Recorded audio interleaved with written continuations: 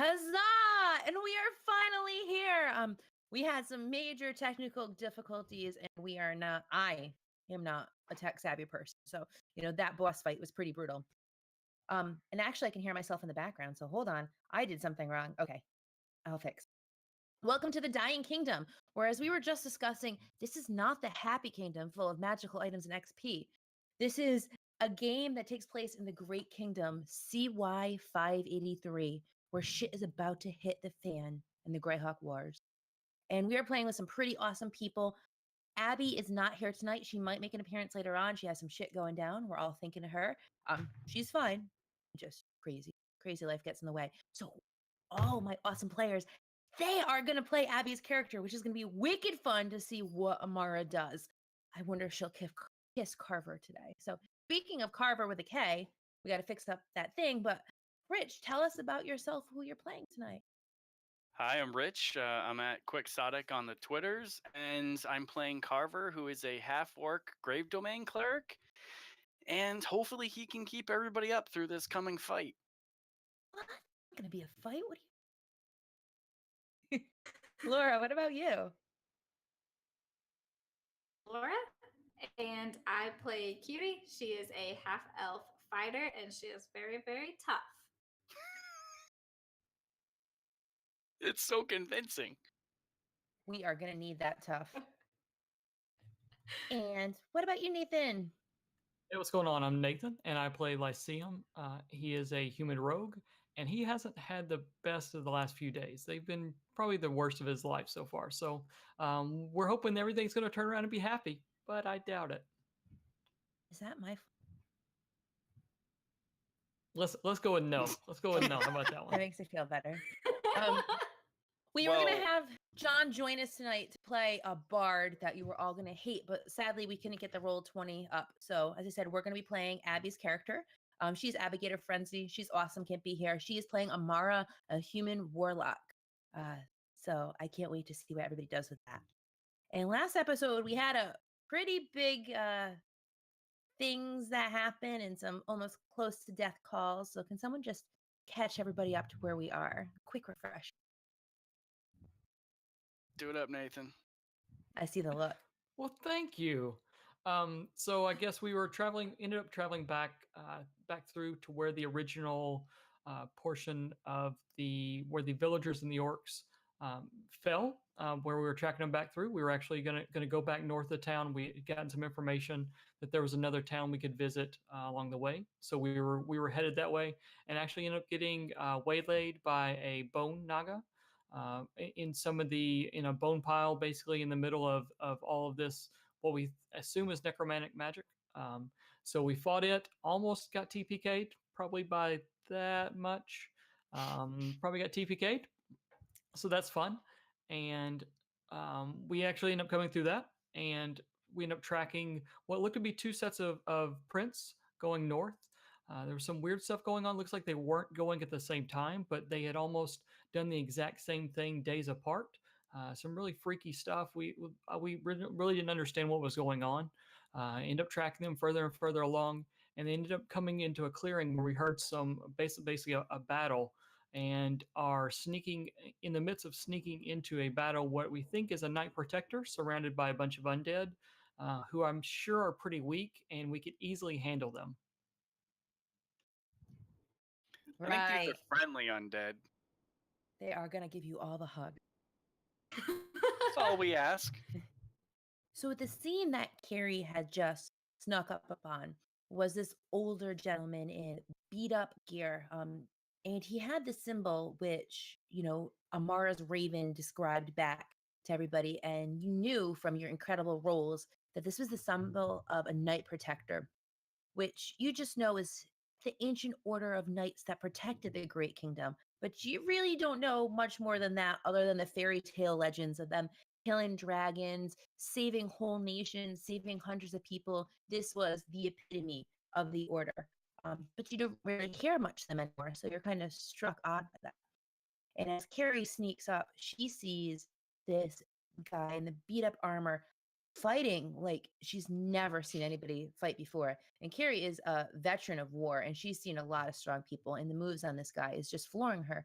But she can tell he's taken a lot of blows, as there are literally piles of undead at his feet that he has slaughtered.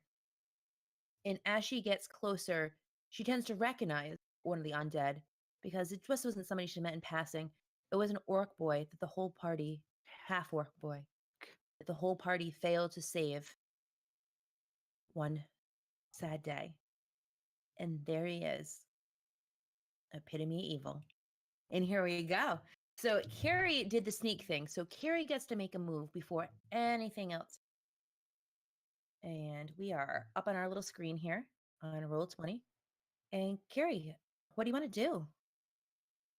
I want to try and draw attention away from the nice man who, from later, been quiet and sneaky up till now, but I think got a nice little battle cry. Try to draw all the attention towards me. Love it. Hit somebody. Can Okay. I? Yeah, I can hit that guy.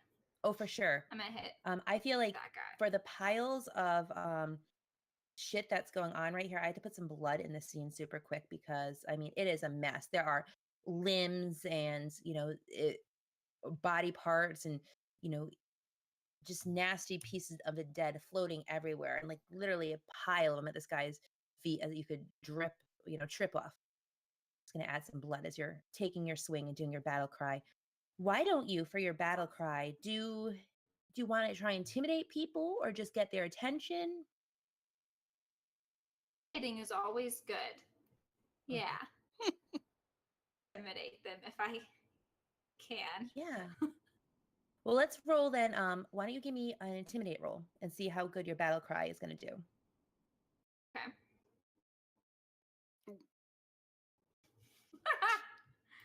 What do you say? What is it? Just a cry you have, or are you actually saying anything? I think it would just be a cry, but because it's such a bad roll, it'd be more like a. Yeah. So they all they turn your gaze, and they don't even make it to you. They realize it's just not worth their time, and they all turn back to the man that they're all piling up on. And you, for a brief moment, have a glimpse of back in 10th. You tried to make that battle cry as you're trying to save a family, except the words wouldn't escape your throat as you froze up. You don't know what happened to that family, but you do know you weren't the one to save them. And now you can go. Oh, great. Redemption. Okay, I'm gonna try to take out that guy. Sure. That's what I'm talking about. Sorry, I was ready to pat and chat. I gotta. Oh shit, 19. Yeah, that is what you're talking about. What kind of damage do we Nice. do?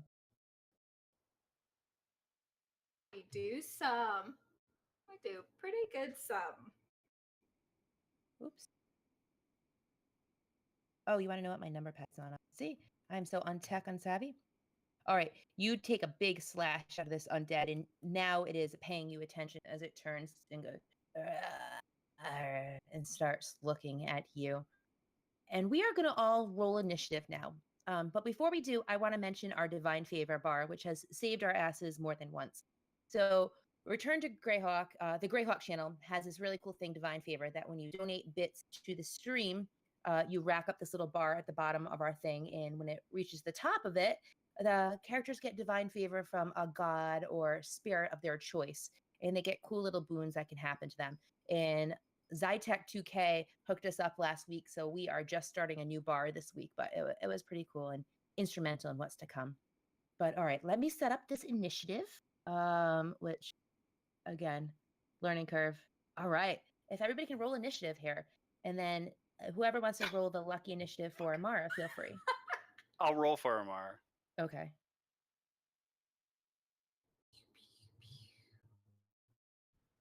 Ugh, at least she got a better one. Sorry, I got to open my character sheet. I forgot when I did earlier. I messed it up. Yeah, no worries.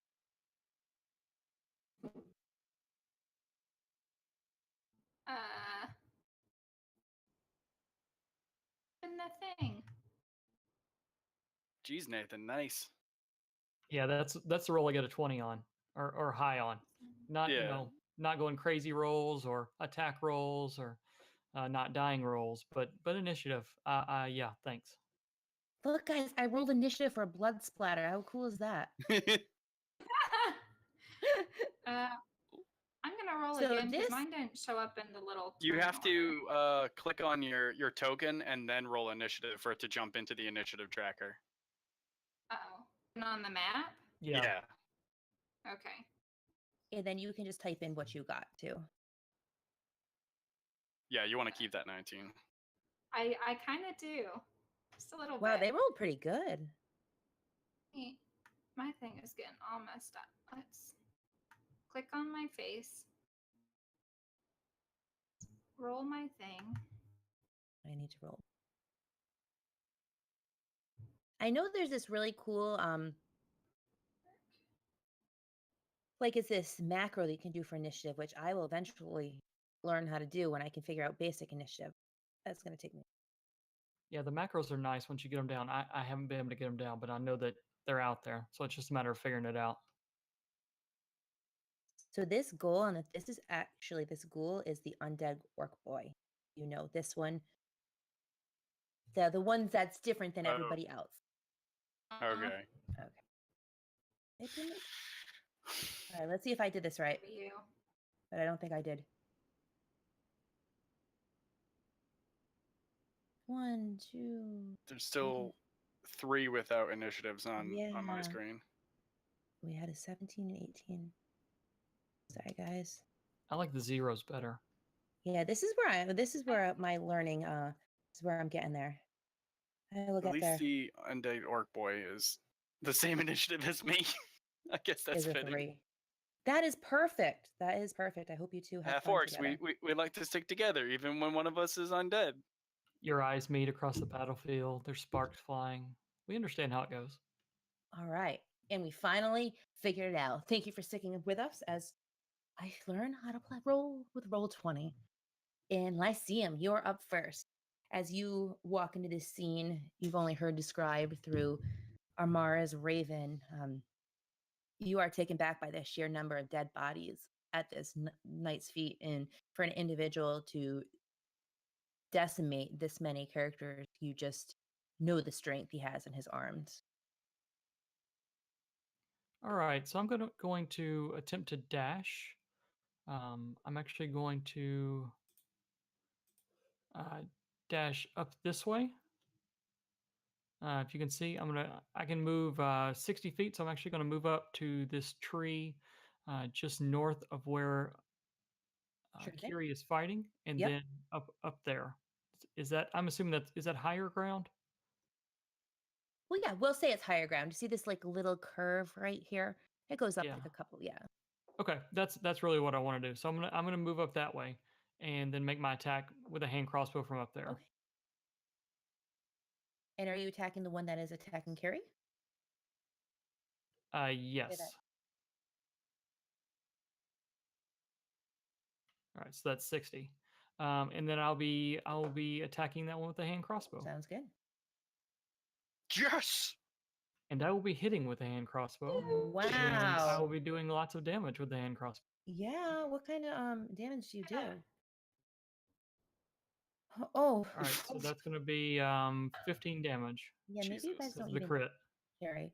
So no. Excuse me, need Amara on that one. But all right, so you knock out this first creature. One bolt goes right into him, and you just see him drop. And at the fall of this creature, the Knight Protector actually looks up for the first time and notices you all. All right, Carrie, you are up.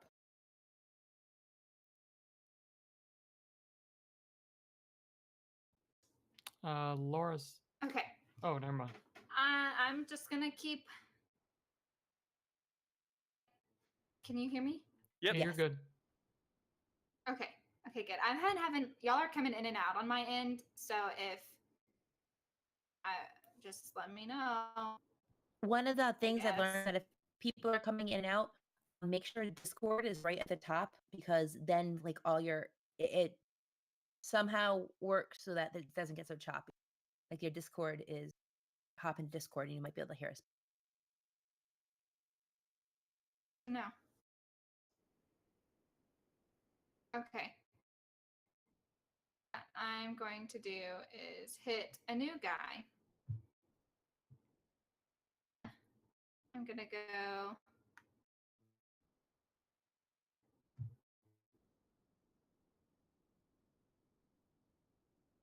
Hear me. But I'm gonna keep going. Yes. Damn. Nice. Okay. Don't look so upset, Danny. Well, no, I mean, you guys are killing it. Holy shit. All right. As you take a brutal slash against this skeleton that is in front of you, give me one more second because I forgot to add somebody very important to this initiative order. You know, it's weird for me rolling for the good guys. You hope he's a good guy, right? No, don't say that. No. I should know this because I actually play, but I don't know where the initiative is on an actual character sheet.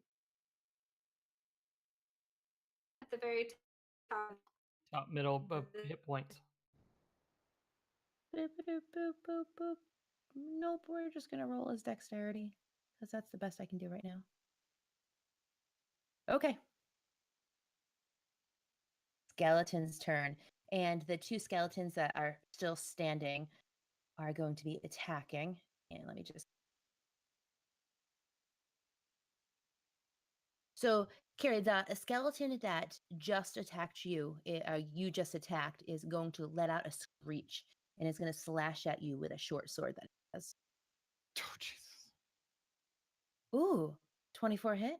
Oh, yeah, that's pretty good. Doing 6 points of damage.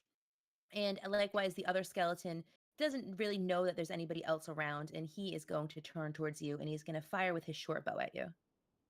I don't want to screw us, but that was a nat 20. So I don't know if was that. Cool. Oh, never mind. No, that was doubled. Never mind. I think it added the, yeah, Yeah, just the second damage was so terrible. it was really terrible. Thank God. Damn. Does a 21 hit? Yeah. To make you feel a little better. So 4 points of piercing damage as this creature comes up and lets a bolt an arrow at you. Amara, what is Amara doing right now? All right. Amara, what's her movement speed? Oh, she didn't write it down. Could be 30. She's a human. Probably 30. All right. So Just tuned in. We are playing Amara. Abby cannot be here tonight, so we are gonna try not to kill her character as we go. That's a fair statement, right? We're gonna try. She's not going to die any more than the rest of us. Let's put it that way. So Amara's gonna run up here. As she runs by Carver, she's like, "Ooh, why can't you be as amazing as that man over there?" And she's gonna attack the undead creature that Kiri's attacking with using her Eldritch Blast. Perfect. Yeah, there Oh, we yeah. go. All right. So that does 6 force damage, Okay. and then she'll do her usual hex. And how does that work? That's just a bonus action. Okay. Oh, Does it do any damage? Oh, yes, because this thing is standing on by like one leg. Yeah, it does an extra d6. All right, let's see. oh what that yeah, is. okay. So I'll just roll the d6. 5. So 11 total damage. Okay. So you watch as this last bit of spell hits the skeleton, and it looks as if it's tearing apart. And then the necrotic parts of the skeleton start knitting itself back together. And you're realizing that necrotic damage just healed the skeleton. Fuck. And if anybody wants to give me an undead, some kind of knowledge on undead, anybody that saw this. So, Amara, Lyceum, or Carrie. Something's not right. Not the guy who literally knows everything about undead. No, can't see it. no, you can't see that shit. All right. History, you think? I can. You want to know Arcana would be good. Okay. Damn. Oh, yeah. Ooh, there we go. Got a 19. All from right. Good, Lyceum. 'cause mine's not good. So this isn't like a normal thing that you've seen happen. You've seen like skeletons raised from the dead before. Sometimes this shit happens, and you're just able to put him down. You think there's a little more than just the average, necromancer raising things here. So Lyceum calls out to everyone, don't use necrotic. For some reason, it's healing them. There's something going on. Just hear Zombies turn. Carver in the distance going like, "Arr." We can hear his Zombies are teeth grinding. Zombies are slow as fuck, huh? I mean, I guess that makes sense. Where's my little measuring tape? They changed it. It's right. Right. Oh, they did. Yeah, they changed it to do some different stuff. It still works. Okay. This zombie here is going to move towards the night. We'll just call him the man because we don't really know officially who he is. And he's going to swing at him. But he is the man. He is the man. Just call him KP. Actually, I want you to talk to this guy, not kill him. Okay. So good thing zombies aren't too strong. So it hits him. And it does do a little bit of damage, but it just kind of is like bouncing off his incredibly ancient armor. And the guy kind of looks at the zombie and shrugs him off as he is going to cast some healing spells on himself because you can see clearly he is pretty fucked up.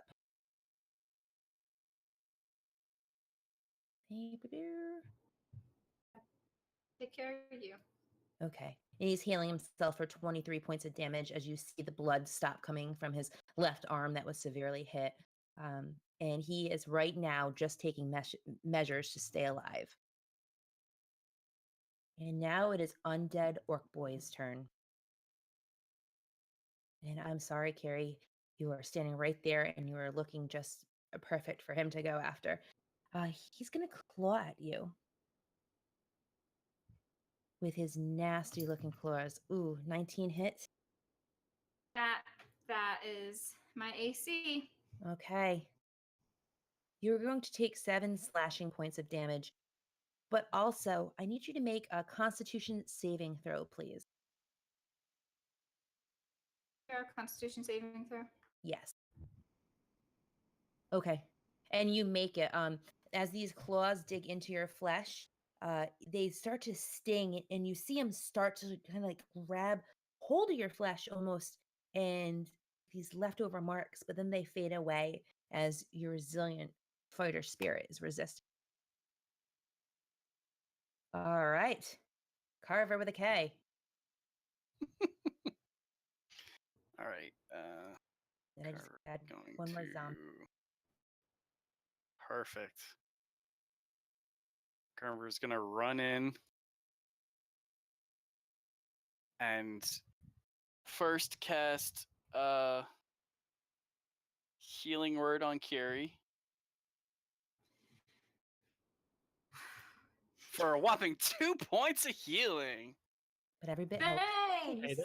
that saved Lorna last week with that extra 1 she got. Yeah, that's true. And then he's going to let's see. He's just gonna attack with his mace. Sure. He's gonna attack the reanimated orc boy. Okay, before you do this, you come face to face with him and you raise your your mace ready to strike. And you make eye contact. And for just a second, you see these lifeless eyes blink and there's color to them. And he kind of just tilts his head, looking in some kind of recognition. But then they blink again. Oh, that's a cat. Kitty! Sephiroth. Oh, jeez. Sorry. Good timing, Sephiroth. And then they blink and they're glazed over once again. And it's just an undead machine. Oh shit. That was terrible. I love it. Instead of hitting with his mace, then seeing that he's kind of thrown, he's gonna cast Toll the Dead on the on this undead that was Sure. attacking Kiri, because he's kind of like, whoa. So that is he has to make a wisdom saving throw of 12. Oh. The zombie. Wait, the one that's next to carry the skeleton thing? Yes. Okay. Shit. This one. Okay. Yeah. 13. So he resists the attack. Nothing happens. Okay. And he just kind of growls at you some more. And now it is this zombie's turn. And he is going to use his action to do a double move as he's sick of this old man. He sees that there's lots of action going on with you all. So let's see. Oh, actually, he doesn't need to make a double move. He can move right up to Carrie and take a swing. Look at that. As Son slow of a as he gun. is, he shambles over to you. And he shoves his body into you. Bad touch. Yes. But That doesn't hit does me. not. Yeah. Top of the order. You guys are noticing that it's kind of hard to move as there's slippery, like it's not even blood, but it's like desiccated insides that are slimy, and they're actually covering all the forest floor. I mean, this guy with this giant, I think we'll say is just slashing through things, and it's all bleeding all over. It's definitely one of those moments like you're a kid and you're running through mud and your feet slip up. Those dashes are going to be a little bit more harder, a little more difficult. Lyceum, you are up. All right, so Lyceum is going to keep moving around the top of the thing, like Sure. here. and then going to take a shot at this skeleton right here. Okay. You hit him. All right, so 13 and then 4 points of damage. Okay. Still standing. Actually, I'm sorry. I apologize. It's actually 10 points of damage because it's sneak attack damage because I have a ally within 5 feet in melee combat with it. He's Nice. dead. So my apologies, but yeah, see that's sneak attack damage. So 10 points of damage. Perfect. Nope, that sneak attack definitely worked as he is out of the initiative order and he is down now. And Carrie, how are you feeling? Not great. No? All right, let's see if we can make it Great. worse. You're up. Okay. So I hitting that boy, but that boy is still hitting me. Yes. So hit him and not even think twice about it. Okay. Depending on how I roll. Yeah. Oh yeah, yep, you hit him. Jesus. I'm just gonna do it.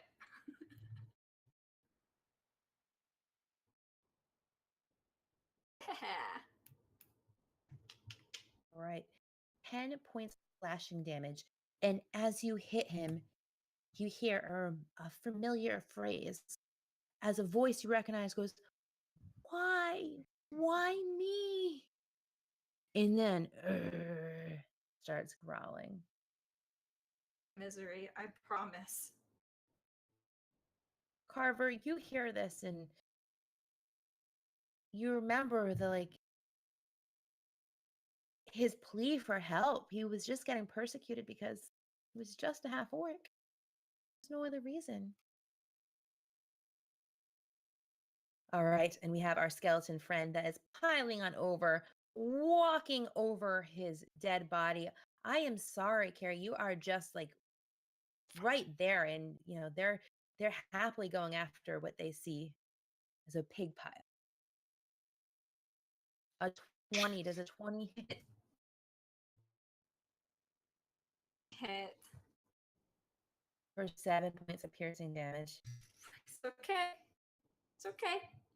Still standing. Still around. I'm still standing. What Yeah. I love, so this is different for me playing on Roll20, but what I really like is you can see the rules and know I'm not just being an asshole behind the GM screen. Because a lot of the time, I'm like, no, look at this. I didn't make this up. But now you can see that. I'm not making it up. All right. Here. Amara is up. All right. Amara's gonna stay where she is, and actually, she's gonna move back a little bit Okay. and yell at the undead creature that just attacked Kiri and say, "Stay away from my friend, you bitch!" and cast Eldritch Blast. Okay. 14. Does that hit? It does hit. 5 damage. Okay. And that was She's at gonna refrain from hex this time, having heard Lyceum say it and seeing that the thing healed before. yes. Now is that the skeleton that came by or the zombie that just lumbered over? The It was gonna whatever hit you. one is that walked on top of the other one Okay. that got killed. So yeah, Perfect. the And skeleton. okay. I just moved the other end, the dead undead, out of the way Yes. so that I wouldn't have his token, but perfect. All right. Are you sure does Amara want to say anything else? Her bird goes, "Ah, staying kind of far away, aren't you?" Ah." She's like, "Quiet, you. We almost got killed yesterday or this morning."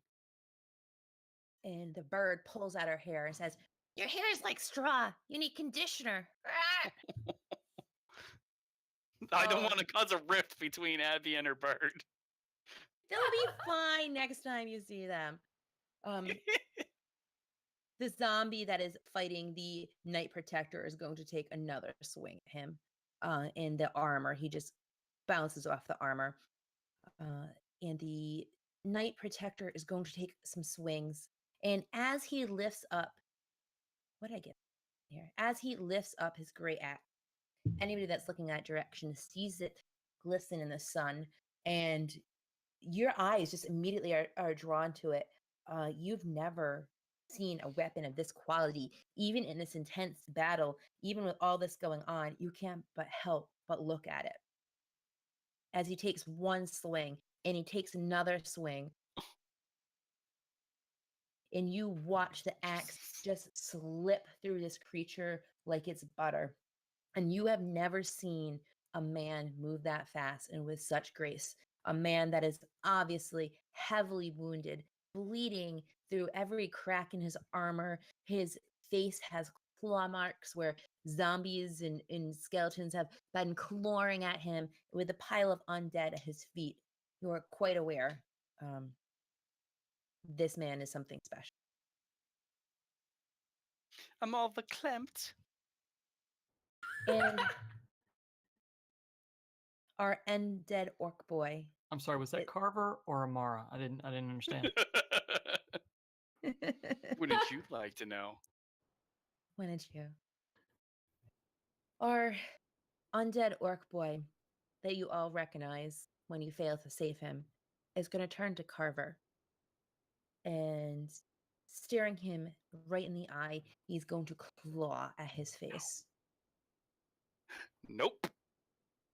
And he pulls his mist claw away, and you watch as he stares at his hand, and for a second, his glazed undead eyes clear. And they're those orc eyes you remember looking to, that you remember the life draining from at that camp. And he looks at his claw questioningly, and then he blinks, and his eyes glaze over, and he's nothing but undead ghoul again. And Carver, you're up. Great. Keep on giving me reasons not to attack this guy. Seeing that Carrie's taken a bunch of hits, he's gonna cast Cure Wounds at level 1. Oh, thank goodness. So that's actually 9, because I get a +2 to that. Sure. Awesome. Okay. And then Thank you. and that's all he's gonna do. Sure. As you heal your friend, as you're starting to pull your hand away from the heal, you watch the zombie as it goes back after her and attacks. Yes. And his attack just bounces off of her as Carrie is feeling rejuvenated from your healing spell. And we are at the top of the order with Lyceum. I'm gonna keep shooting. I'm gonna go ahead and shoot at the skeleton that's moved up on Carrie's left-hand side Sure. and take another shot. Okay. All right, that's an 18 or 22 actually, because I have advantage. Yeah. So sneak attack. So 8 points of damage coming its way. So I think the bolt goes into its back, but let's see if it kills it. Okay. It goes into its back, and it is obviously severely crippled. It is still standing, but not by much. And I'm taking away its little defenses that it has. So it is so close. Anything else? No, I think he just kind of stays up here where hopefully where he can't be hit too much. So he's Okay. trying to stay out of the battle. Sure. Carrie, you see Lyceum take a bolt to the skeleton. It looks like he did a number on it, that it is very close to going down. Then let's finish it up. Okay. Let's try to finish it up. Hitting me. That'd be great.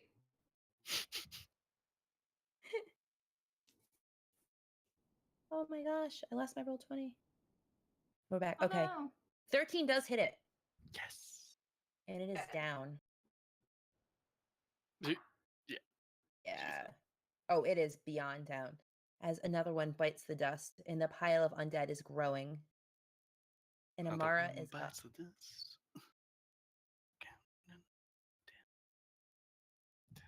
I think that's gonna be our theme music. I'm not sure if it's us or them, but that's our theme music.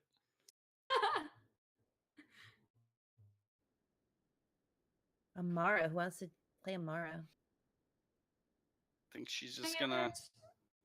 Yeah, I can do it. I think she's gonna cast Eldritch Blast at the zombie now. Sure. Yeah, that hits. Okay. 7 force damage. That zombie is done.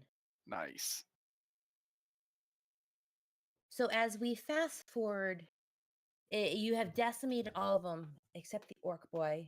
And it's like a movie scene as time slows down and the leaves that are blowing just kind of slowly go in the air. And you all look at this moment where the only people around are Carver and this undead orc boy staring at each other.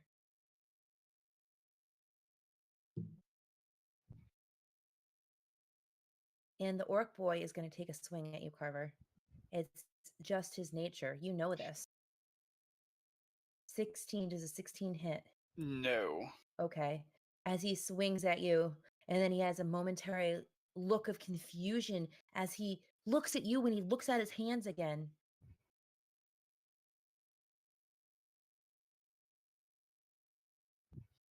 Oh my gosh. I'm going to interrupt and tell you my cat just took the nastiest shit in this room, and I'm going to die.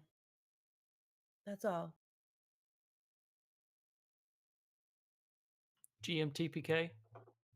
Sorry, nothing like interrupting a moment, but I had to tell you why my face is like, oh my gosh. Okay. Sorry, Carver. Carver, it's on you. Carver's gonna grab the boy and just kind of like slap him across the face to see if he can get the eyes to clear again. The eyes clear for a split second, but then they only light up darker and deeper. And he is going to try and grab at your face now. So we're kind of, if nobody ejects, we're going to just like skip the initiative order and go back and forth with Carver and this orc boy. And Yeah, if that's you cool with me. all are at the opportunity where if you see things that are going to go south for Carver, you can jump in and let loose an arrow and end it all in one swing. Or, you know, whatever you want to do. Okay. Carver, the undead orc boy is swinging at you. Oh, did I already do that one? He's going to hit you. Yeah, that hits. Okay. He's going to do 8 points of damage, and I need you to do a constitution. Give me a constitution saving throw. Constitution saving throw. Natural 20. Okay. Again, you feel kind of ill when he hits you, and he grabs on for just a moment too long, and you feel like your whole body is just going to like freeze up, like things start to get tight, and then you let loose. And the creature is still clutched to you. This boy is clutched to you.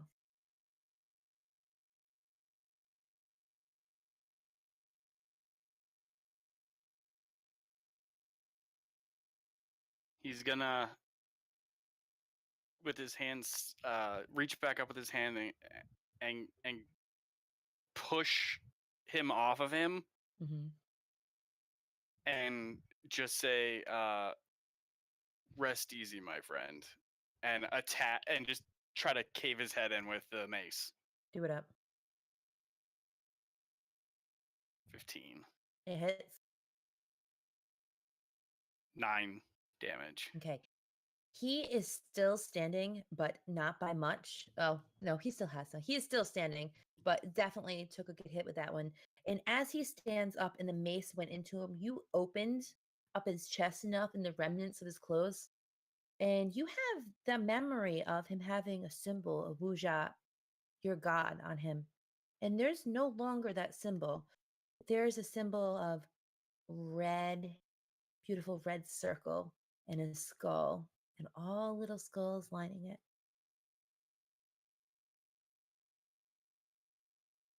And he's going to go take another swing at you. Or if you want to just say, Carver, we could go back and forth with this. If you want to end this orc boy, you can just do it. And I want you to tell me how you do it.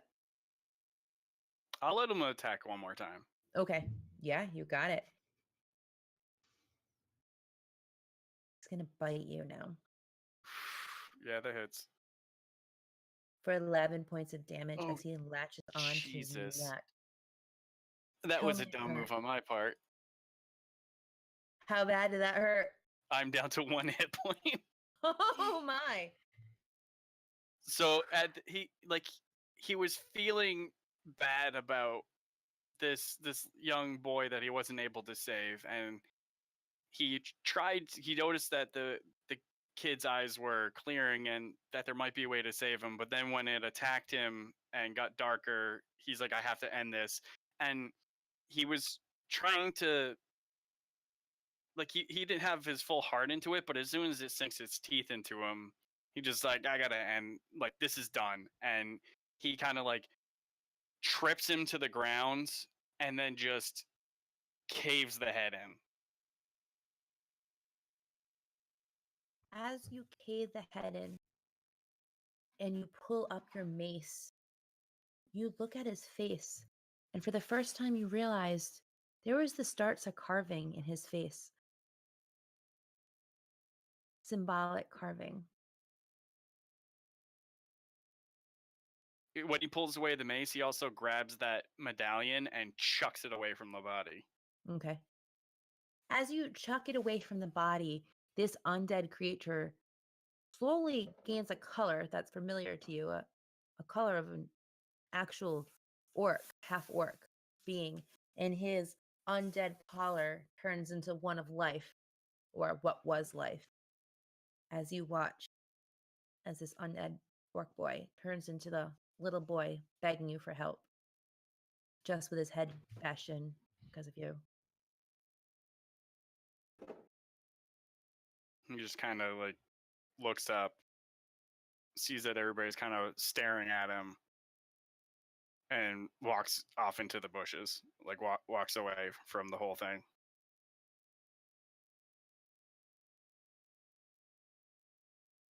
Lyceum, can you make me a roll? What role would you like? I just want you to roll me a 20. Oh God. Yes. Okay. 18. For a moment, when you see him put this mace through the undead half orc boy's head, and you watch the color come back in, you think that you start to see a familiar face. You think that Carver just killed a little girl, the little girl you keep on seeing. But then you shake your head a few times. No, it wasn't. It's just an orc, half orc boy. Nobody cares about. Okay. Okay. And there we are, piles of undead all around us. Carver, obviously disturbed that he had to put an end to the orc boy that everybody failed to save at one point. I keep on saying that. I feel like it's a true statement. And there you are. And there's an older gentleman in beat up armor, like moves you've never seen before, panting heavily as he has a tide of undead at his feet. You realize if you had gone against 1/25th of this, you would all be dead. I think Amara would have seen the fight between Carver and the orc boy would have moved in, and then when Carver walked away, she's gonna come up to Kiri and Lyceum and be like, "Should we go after him?"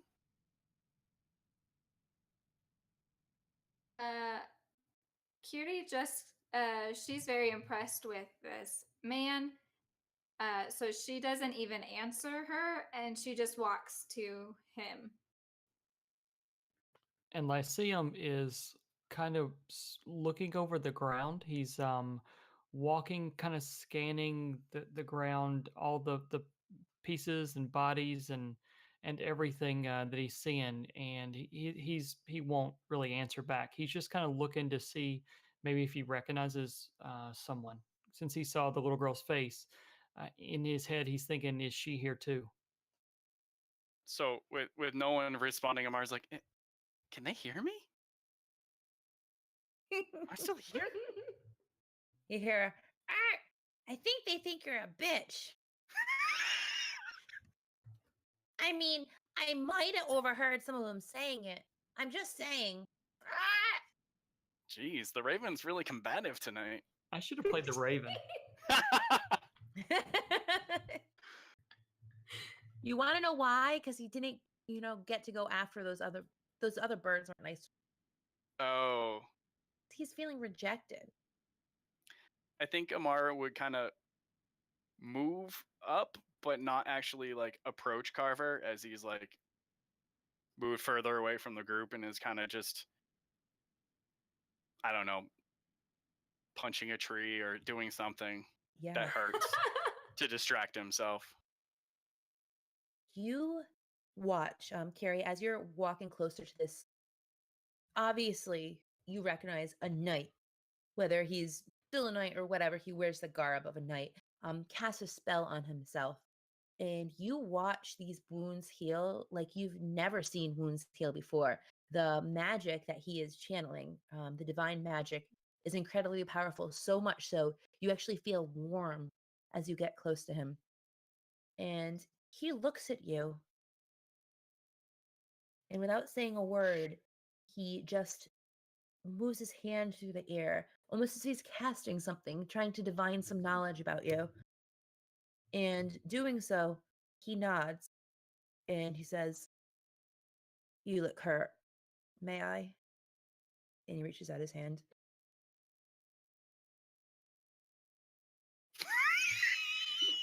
And he is going to cure you. You are actually going to gain, I'm not going to even roll, you are going to gain 10 temporary hit points as the magic, the good, the light coming from him is so overwhelming. You're just filled with strength and healing power you've never felt before. And he said, "I had to make sure you were one of the good ones." Was an honor to fight in the same battle as you.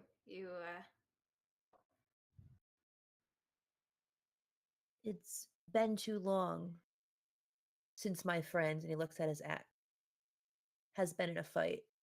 And he takes his cloak and he immediately starts cleaning this great axe of a quality you're just awed at it. And says, "You- Who are you with?" Some people from my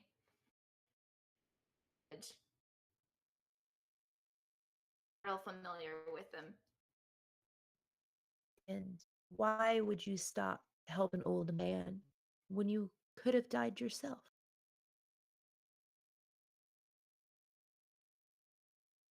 And took out a lot more people than I would have been able to. He chuckles. "You should have seen us in our heyday. This would have been nothing. But alas, those days are over. And I fear all our days are perhaps over."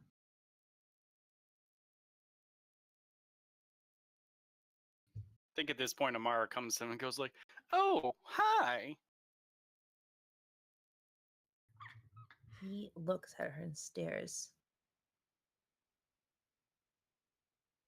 What is Amara's alignment? Oh God, I I don't knew know if she Carrie's has that written down anywhere. Uh-oh. Uh-oh. Questionable. This could go bad.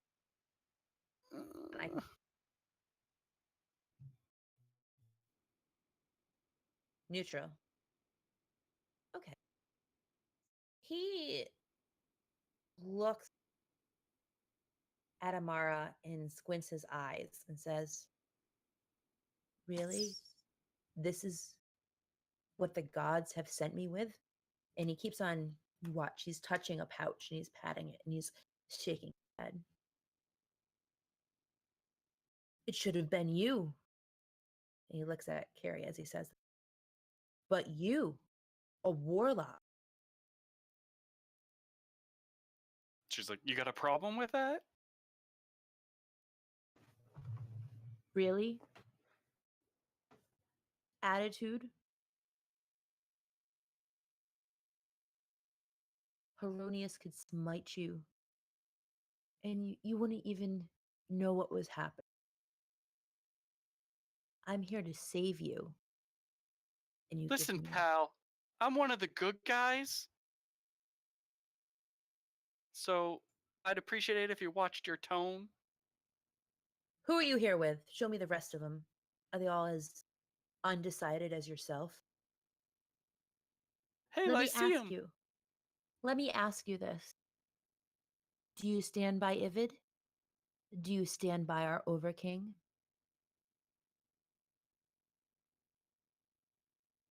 Well, it is nice to have the protection of the government. He starts full excuse me, belly laughing at that statement and says, do you know who protected the kingdom all of these years? You think your Overking did it? It was us, the Knight Protectors. We followed all sorts, Haronius, Hexter, but our allegiance, they were to the people of the great kingdom. Our Overkings were once good, and now they are nothing but fiends. Come, bring your party.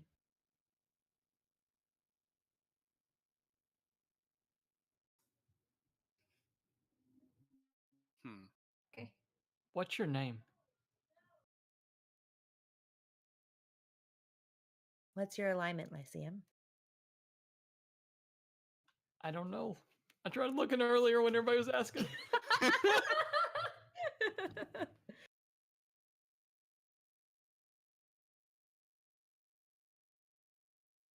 It's true neutral. True neutral.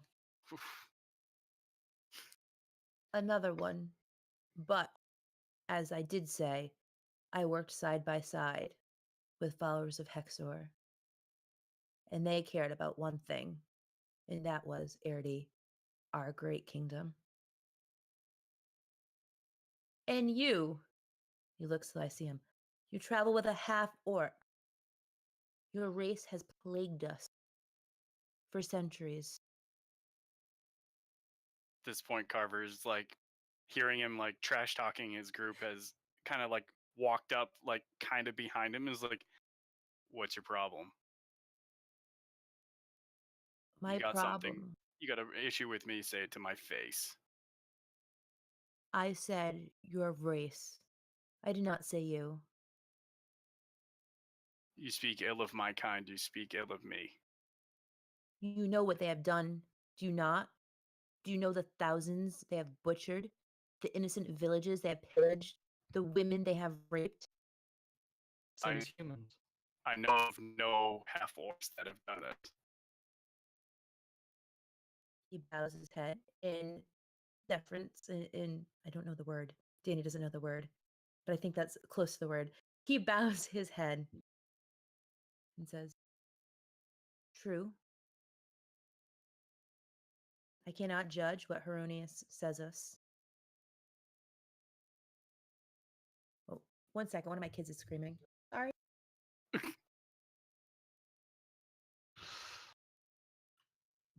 Once again, your name, please.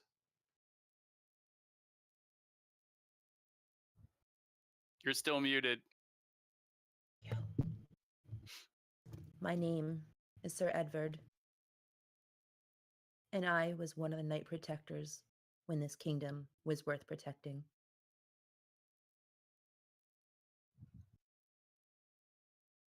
What brings you out to these parts? It appears you do. What do you know of the Knight Protectors? What do I know of the Night Protectors, Danny? You know the fairy tales that you've heard, but they can't be true. Knight Protectors were the most unbelievable warriors that saved the Great Kingdom from dragons and dark hordes and forces. Although you haven't heard of them in a while, there's no real put together Knight Protectors. They're nothing like they were, if they even exist anymore. Um, you are all from the Kingdom of Erdi, correct? I'm gonna say the only one that Lyceum, give me some kind of like, no, you can all give me some kind of local history or knowledge of the such that. If you feel it's appropriate, and I definitely think Carrie, you're gonna have advantage on this. Yeah, Lycita rolled an 8, so he wouldn't have heard those stories, or just think they're fairy tales. Yes. Okay. Does anybody want to roll for Mara? Yeah, I can do that. Okay. Abby, we miss you, girlfriend. She rolled a 10. Okay. Carrie, your eyes light up at all this. Of course, you know who the Night Protectors are. You have been hearing the stories your whole life. You're a warrior, and they are the epitome of what warriors could be. It was a class of people you couldn't buy yourself into. It wasn't like the other knighthoods where you could throw, hundreds of gold pieces and become a knight and, wear their sigil. This was a group that was the group. You had to earn your stripes in this, and they protected the kingdom with the utmost ferocity. You heard stories of them defending against dragons of all sorts, of Heronius to Hexter. It didn't matter. Their loyalty was to the people of the kingdom and the overlords, the overkings, or at least what they used to be. But nobody's really heard of them much anymore. It's disbanded almost. You don't hear of any of them.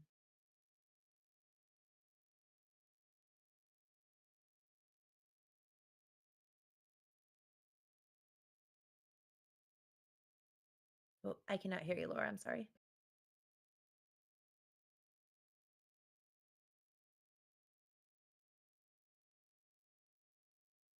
Carrie is so overwhelmed with having one of these Night Protectors in front of her. Oop. She fell. There we go. Okay, can y'all hear me now? Yes. Yes. I'm gonna say, these warriors were the fiercest of any. They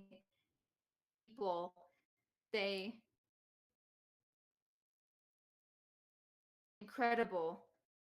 And I say were because heard of in a while. I don't know what happened to them.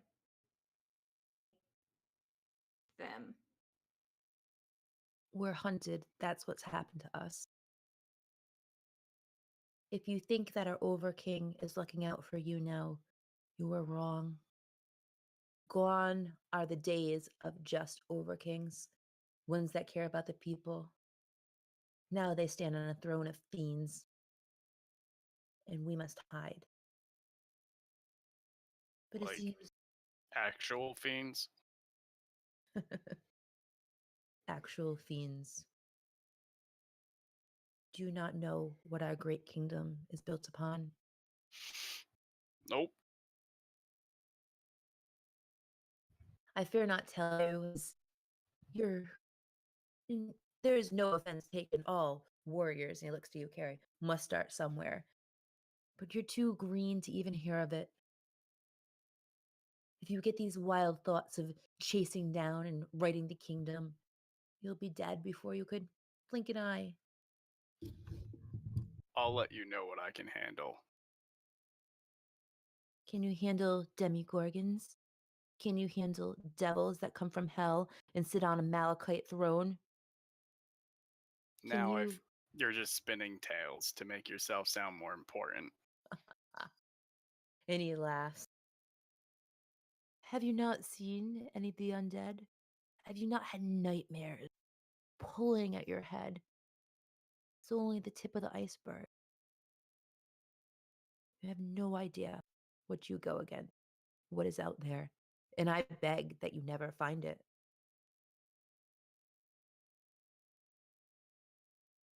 How come you to this place? How come? Because Heronius has guided me, because an ancient artifact passed on from Night Protector generation to generation has come to life. I And think it with has that, yeah. Lyceum looks over to Mara like, what? Mara's like, so when you say heirloom, it wouldn't happen to be a tiara? do I look like I wear a tiara? And he You just don't have to smiles, wear it. a warm smile. He says, no, nothing of a tiara. Darn. A piece of a compass, and it seems to want to be in your hands. Really? Or perhaps all of you, but as you step closer, it warms to my touch, and he pats himself more than I've ever felt it come to life. Well, give it here. That's it. He looks erroneous. You sent me just to hand off this piece and leave? Well, I wouldn't mind if you came along, but if it wants to be with me, then it wants to be with me.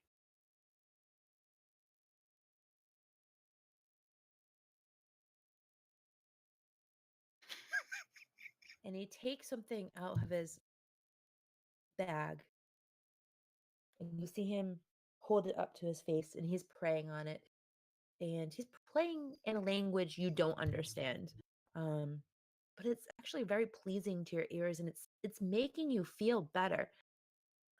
What is the well, I'll say Carver knows Abyssal and Celestial. Okay. Does he understand anything? Does not. Okay. And he kisses it, and he hands it to Amara, and what it just is a little velvet pouch, and the inside Amara can look at. She's gonna look at it. Okay. So it is, you can tell by handling it as an old item. It is made out of like carved stone. And it looks like the star of a compass, except it's missing pieces to it. There are slits in it, still has this little arrow, but there are slits in it that are obviously missing inserts.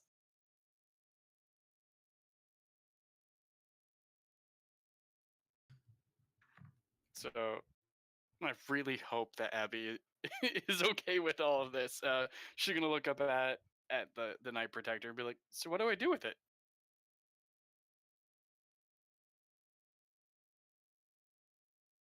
I don't know why they chose you, whoever they may be. We don't even know the origins of this. Your guess is as good as mine.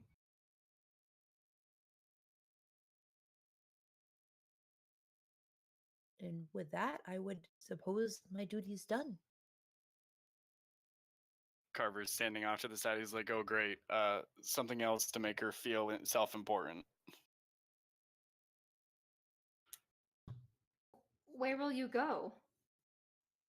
Back where I've been, into hiding, helping where I can, making sure our order is not exterminated.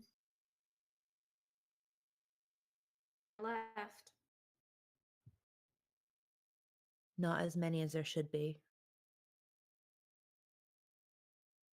We were once great, and now few.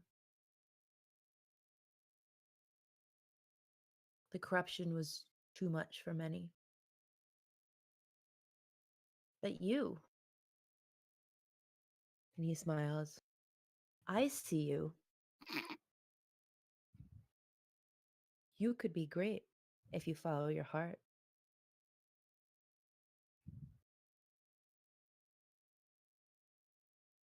For a soldier. I'm sorry, I didn't catch the beginning. Ice is that for a soldier.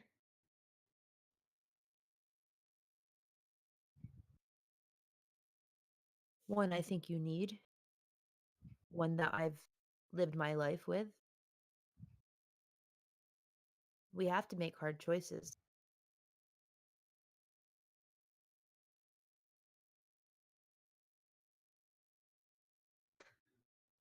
When you're a little less green, when you have learned the ways. May I have your name? Cutie.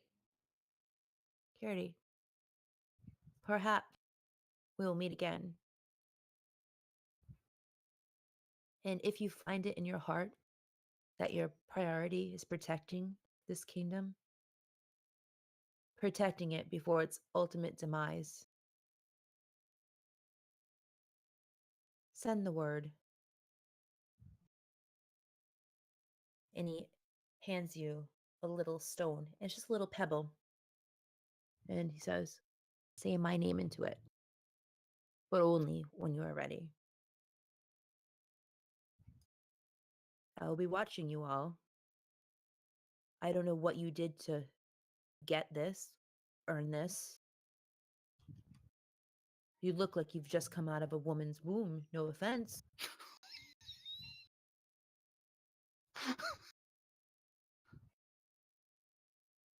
But apparently, you're here.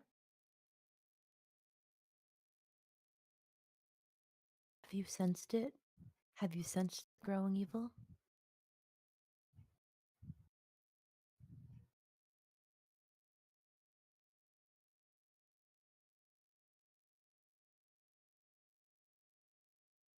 Good luck, my friends.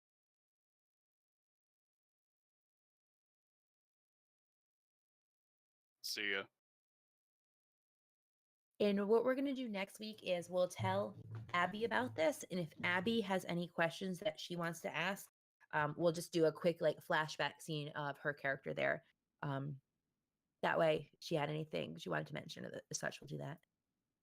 Let's take a very quick break before we see what happens next, because we're not done with this. All right. So stay tuned. There's more. And for those Greyhawk fans, you know what comes with the Night Protectors. There's another side to that story.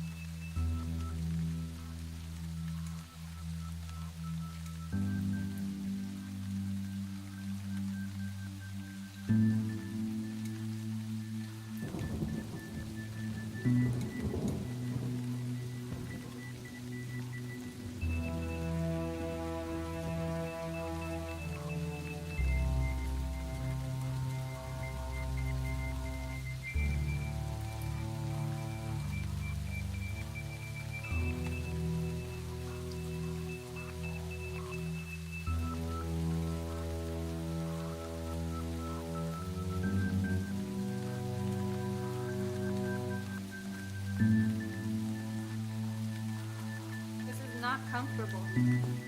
Are Okay. we back? Oh, all right. We're back. Woo! Thank you for sticking around. Sorry, there were drinks to be refilled, kids to put to bed, cats to feed, the whole shebang. So, the Night Protector is walking away from you. It has been one fuck of a 5 days. You handily caused the death of an entire village. You Not us. No. Those guards brought it upon themselves. I mean, they had families too. They were just doing their job, right? Yeah, but that's what the Nazis said. Oh. True story. So that happens. Lyceum got some madness going on. You were in the presence of some crazy undead shit, and then just met Night Protector. And there you are, standing on a mound of undead bodies. We should have asked him about the necromancer.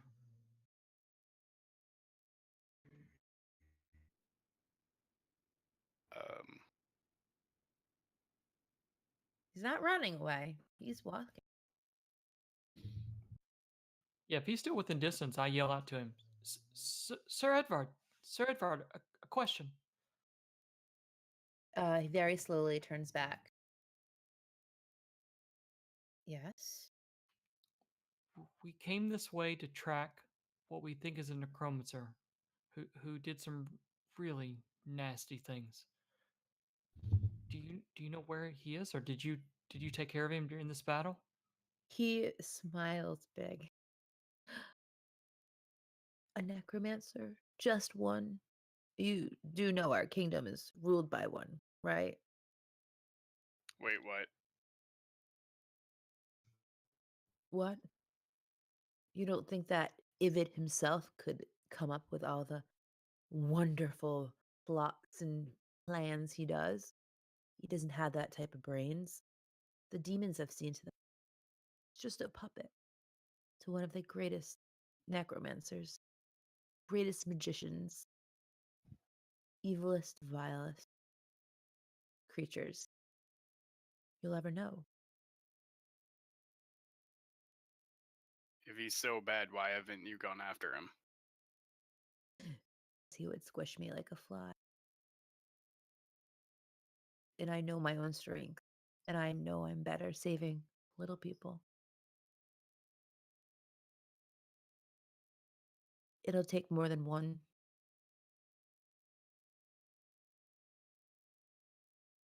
So gather the rest of your kind. It's not that easy. We are hunted to even get close to him. You do know that some of the people you are speaking with, the people that lead our kingdoms, aren't exactly alive, correct? No, of course you don't. Look at you. I would know if I was in the presence of undead.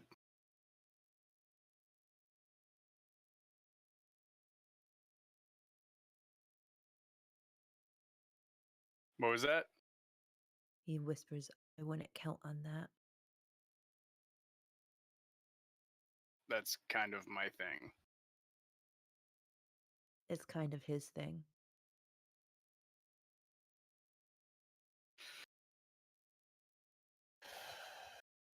Are you gonna help us burn these bodies, or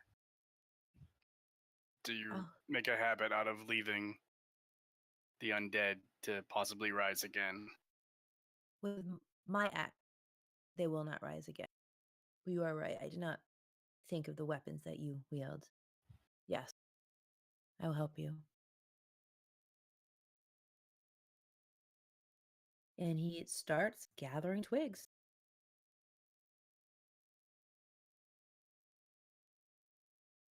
Carver's just gonna cast Sacred Flame, just ignite bodies as he goes.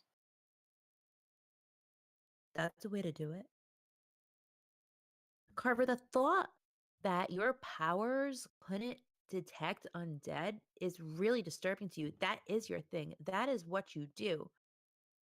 What could possibly be different that something you've ever heard of?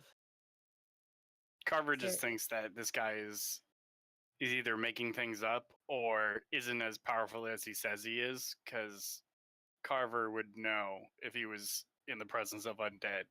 You can't mask that from him. At least that's what he believes. Well, it seems you have the body situation under control, and this will cause attention. And I don't need clerics of Hexor hunting me. I don't need any of Ivid's spies hunting me. I've already said too much.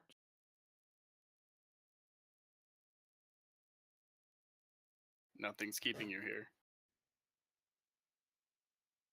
Turns and walks.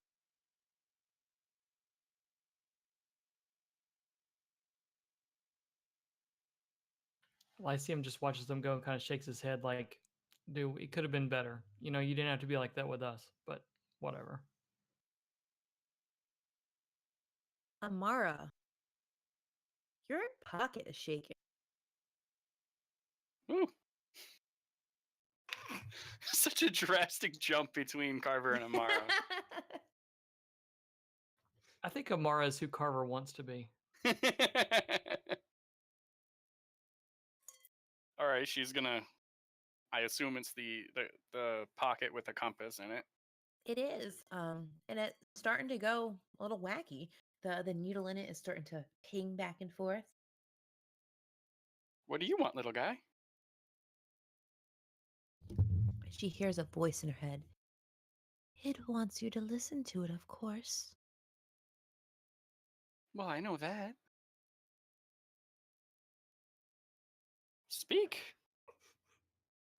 And it starts to slow down. And then all of a sudden, it whisks to the right, and it is solidly pointing under. I think it wants us to go this way.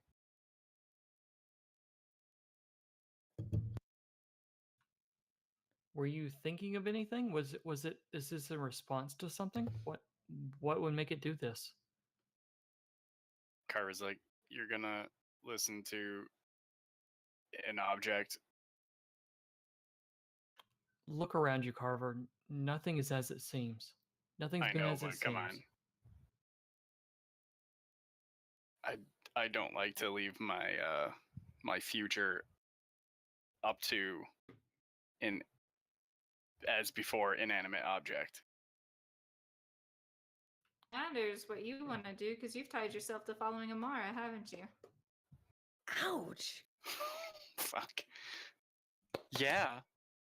Bazinga! That Carver. He's just like. The raven says, I like her. So I think we go this way. Which way is it? Which way is it headed? What cardinal direction is it actually pointed in? So it is headed north. So you're headed north on road to 10th, basically. But it is veering off to the east, off of the road. And where did we say that the town where we intercepted that that letter on the Raven from was? It was north. Yeah, but was it just straight Mhm. north? I think it was straight north towards 10th. Oh, okay. So you're saying northeast? Yes, it is. Going northeast. It seems to be pointing in kind of the direction we want to go. One direction is as good as another at this point.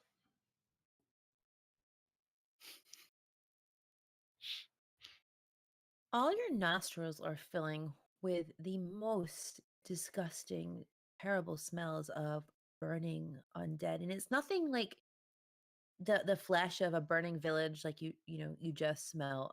It is foul and it's starting to make you sick to your stomach. Let's get out of here either Disgust- way. I guess, like you said, Lyceum, one direction is as good as another.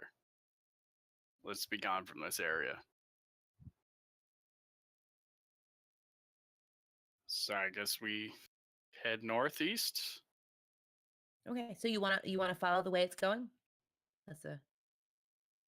All right. So you follow it for some time, and we're gonna do a scene change. You just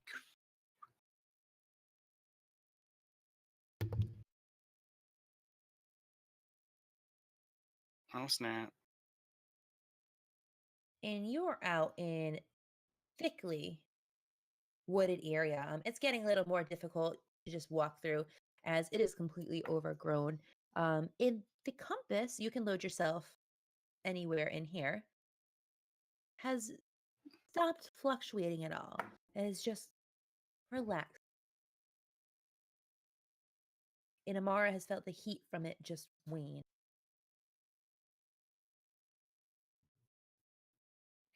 About what time is it during the day?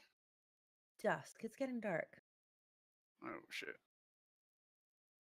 And you see in front of you, again, thickly covered woods, and you see an old well that is just thickly overgrown.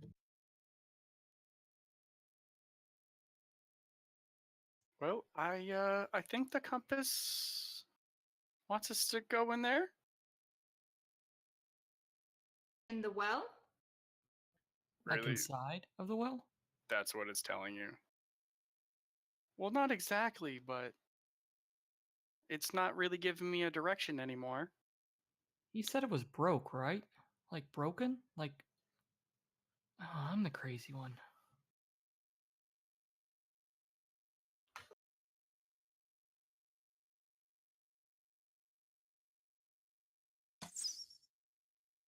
Um, When she points it any other way, does it go any other way, or does it actually point to the well? It is just relaxed now. So if Amara's going to move the compass, the needle's just going to kind of flop around. It's not holding any more like magnetic pull as you would. she's like tapping it, like, "Come on, little buddy, Nothing. don't crap on me now." Must have a signal Oh. out here. Hold it up. Ding ding. Can you Well, guide me no now? bars. No bars. Can you guide me now?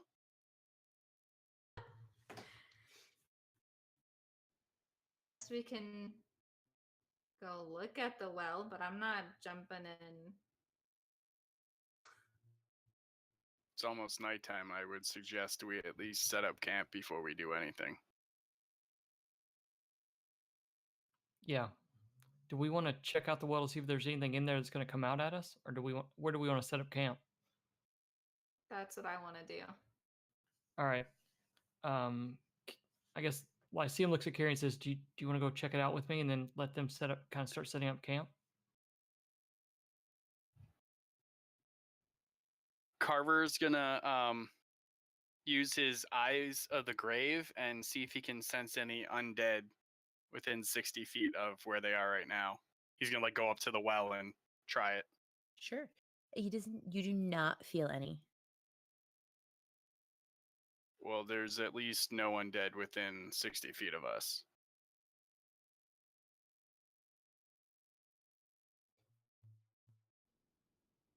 You actually hear birds. Something you haven't heard in a while. Kind of nice.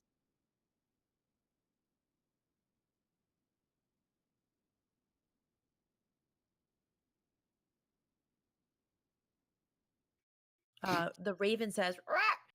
I'll be back." And just call me if you need me. Where is it going? Amara will tell you that probably heard a sound it liked.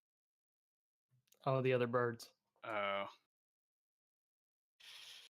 I would assume then they had a brief little argument, and she finally relents, letting it go off and do something at least. It's a prune and green. some actual feathers, so it's ready. Instead of just Amara's hair, which doesn't get that nice.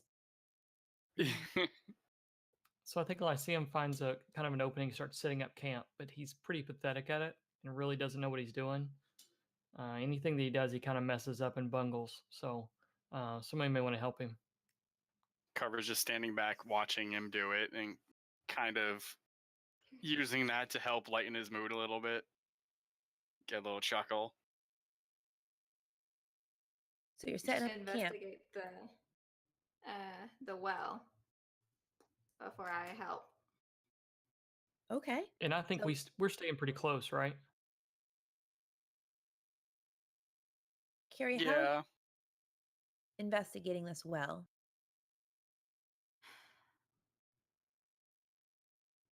I guess I would see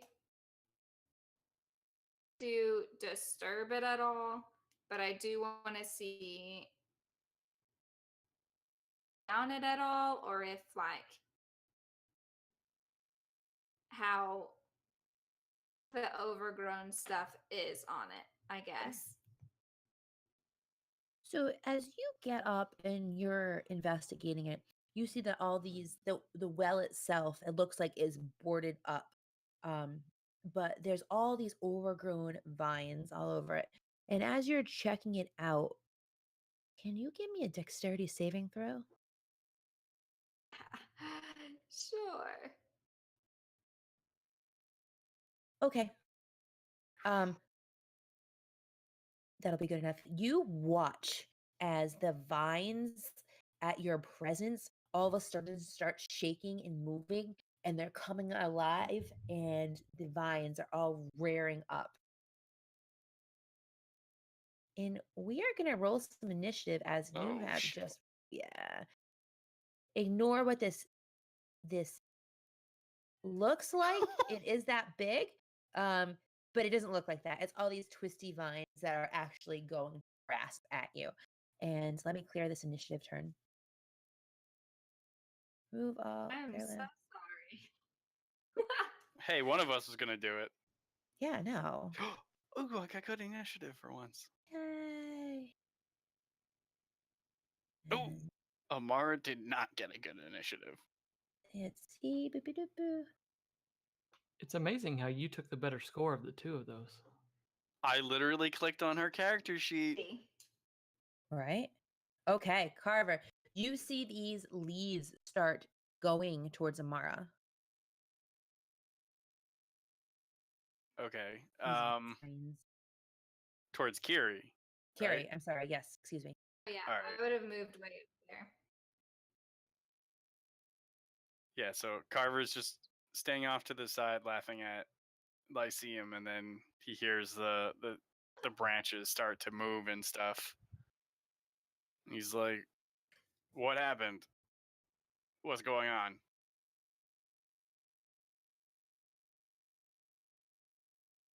Should I attack it? You see that these are starting to, they looked like they were going towards Carrie, and if she did not jump out of the way in time, she would have gotten hit with a branch in the face.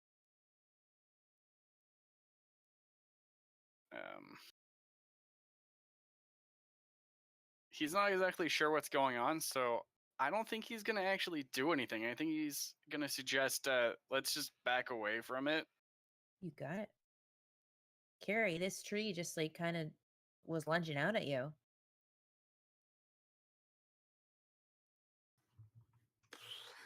Uh, I'll I'll take a few steps back. Guys, I'll here. Lyceum. So Lyceum gets a crossbow out, his hand crossbow out, and seeing that no one else has started attacking, he didn't want to be the first one, kind of mess things up because he's really dependent on everyone else to kind of give him the clues on what to do. Sure. So he's gonna swing back around behind Kiri and ready in action.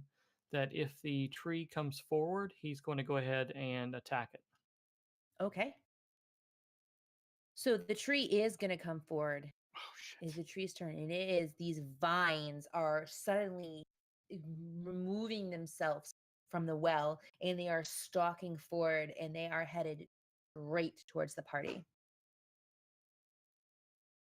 I want to use my action to attack it then. Sure thing. I roll a 12. 12 does not hit it. And the Shit. tree is coming, and as Amara has not had any chance to get out of the way, it is going to slam into her and start wrapping its vines around her. Does an 18 hit her? Yes. Okay. It's going to take 9 points of damage as the tree starts wrapping itself around its legs, her legs, Jesus. and cutting into her. You watch as the leaves themselves start to sprout thorns. And as it grips Amara's legs, the thorns coming out and blood is starting to come down. And Amara can retaliate. She's gonna. She would use that reaction. Yeah, she's gonna use her hellish rebuke reaction. Sure. So it needs to make a dexterity 13. Okay. Does not make it. Okay, yeah. So it says you point your finger, and the creature that damaged you is momentarily surrounded by hellish flames. The creature must make a dexterity saving throw. It takes 2d10 fire damage on a failed save, or half as much. So it fails. Okay. So it takes the full 7 fire damage. Sure thing. And the tree itself lets out almost like a hiss, like from a steaming pot, as the fire is damaging it extensively. And Amara immediately realizes that it should not be doing as much damage as it's doing, that this fire is fucking this tree. Carver, you can go. Well, that was actually her reaction. Oh, that was her reaction. Oh, Yeah. So tell her me more. action is she's gonna cast Eldritch Blast, but since it's arranged and it's like right in her face, I guess that's got to be at disadvantage. So, oh, it hits regardless. I That means assume the- 19. Yes, yep. All right, so that does 4 more force damage. Okay. The tree takes more. And her hex. She's only got 1 more spell slot. Oh, does that cost a spell slot? Yeah, Yeah, I'd hold it then. I don't know though how that works. I'm not Oh, sure. actually, yeah, she'll do it because it stays up, so she doesn't Yeah, have it's to concentration. keep on casting it. So yeah, she'll cast Hex and then do another 5 damage. Damn. All right. Another 5 damage for the tree as Amara has scorched it, and the leaves are starting to, twinge and curl up as the fire is hurting extensively. And Carver, you see this. Carver's in melee with it. Yes. It is in your area. Well, he is still hurting from that last fight, so he's actually gonna cast Cure Wounds on himself, Sure. so he doesn't die. Awesome. How much did you do? 3 points. Would you like to do anything else with your turn? He can't. That's Okay. all he's got. Sure. Carrie. Fuck.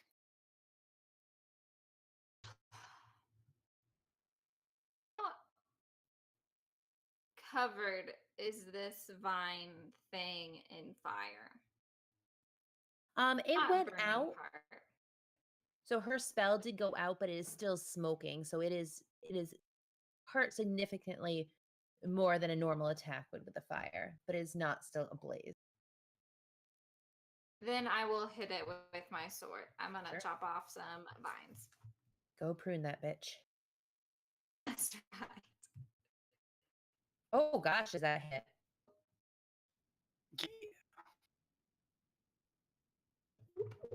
Damn. 12 points of slashing damage as you take off some branches that were headed your way, and you take off the ones that were connected to Amara's feet. So they drop, leaving her with bloody stumps. I didn't get that. Lyceum. All right, Lyceum's going to take another shot. He's actually going to swing around a little bit more to the left, but he's going to take another shot. Sure. Oh, so Lyceum basically ends up hitting a tree branch that's in the way. And I think I should actually dodge back as the crossbow comes back his way. Yes. All right. And I am going to roll a d3 because this is an equal opportunity. Well, what's for here?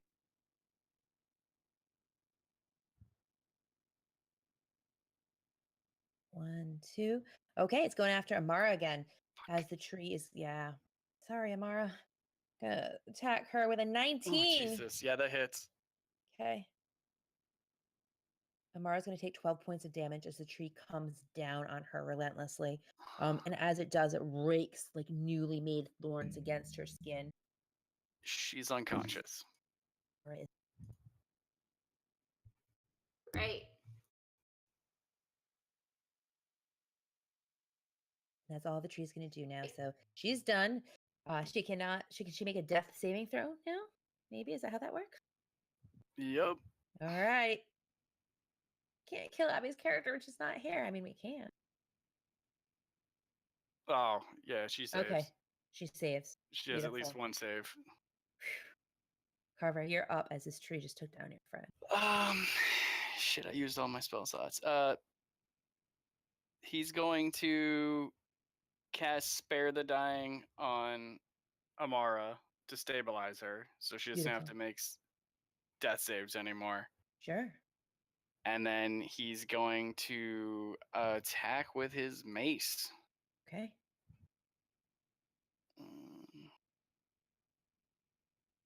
Fuck. And it does not work. He's too concerned with trying to heal Amara. That Yeah. he just misses with the mace. Carrie, you watch your friend drop in front of you. I'm not the healer, so I'm gonna go hit something. And you're thinking, this is easy to hit. It's big. But you just So watch many Carrie places. miss.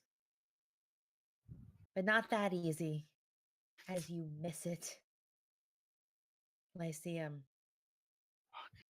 All right, so Lyceum takes out the hand crossbow and wants to get another shot in. Sure thing. 14? Hits it. That hits Does it? hit. Yep. All right, so what was that 12 points of damage? Okay. The tree is getting pruned down to size, but you're not liking it when it actually hits you. So Lyceum, you're going to be 1. Carrie, you're going to be 2. And Carver, you're going to be 3. And then we'll just re-roll otherwise. Because I think this tree would itself be pretty random. Okay. Lyceum, the tree is reaching out a branch to you. And it definitely can do that reach. 14, does that hit you? Yes, it does. It's going to do 19 points No! of damage What the? as it slams into you with bloody vines that are, that ripped itself from Amara and went right after you as they rake across your skin. And you are bleeding from all kinds of little holes. Lyceum's down. Oh, fuck. Okay, how's Amara now? Is she Spare the Dying? Does she have 1 hit point? Can she react? No, she's stabilized but unconscious. Okay. Carver, you just watched 2 of your friends drop in front of you. Oh, fuck. He casts Spare the Dying again Okay. on Lyceum now. Sure. I just before the game, Nathan and I were reading through the rules, and I can actually cast that from a distance because of my domain. So Beautiful. Lyceum is stabilized. Okay. So how does that and work? How do they get back to be conscious? Someone's got to heal them with something, or and I would assume enough time passes and. I'll look it up. I'm not doing anything. Okay. Yeah. Okay. And I've used all my spells, so he's just gonna attack again with his mace. There we Okay. go. Woo! How much 6 damage do we do? bludgeoning.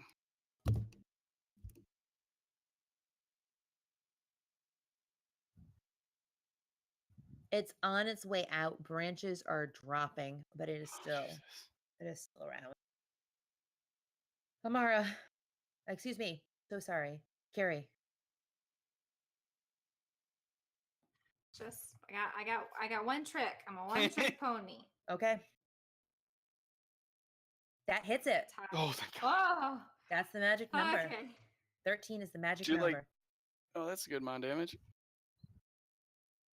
It is still standing, Son but of a not by bitch. much. It has dropped off all kinds of limbs. And you actually see that these little limbs are like slowly making its way over to Lyceum and Amara and trying to like soak up the blood that's around them. And we are going to say, Carrie, you're 1 and 2, and Carver, you are 3 and 4. Carver, I'm so sorry. Creature's going to attack you again. Oh, thank Ooh, God.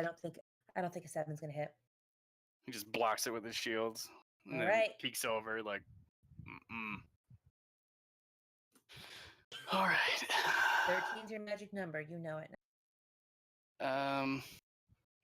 He's just gonna swing with his mace again. Shit. Slipping on the It's okay. blood that's around you. As you know that Amar would have bled out if it wasn't for your spell. Carrie, you're up. Let's do this. Let's do this. Let's just do this. You got this. Oh! Nice. Oh, I got this. Get him. 8 points of damage. It is down. The tree Oh. suddenly goes limp Timber. and stops moving. Jeez, I should have attacked right away. I'll learn that lesson. They had to have 2 of them.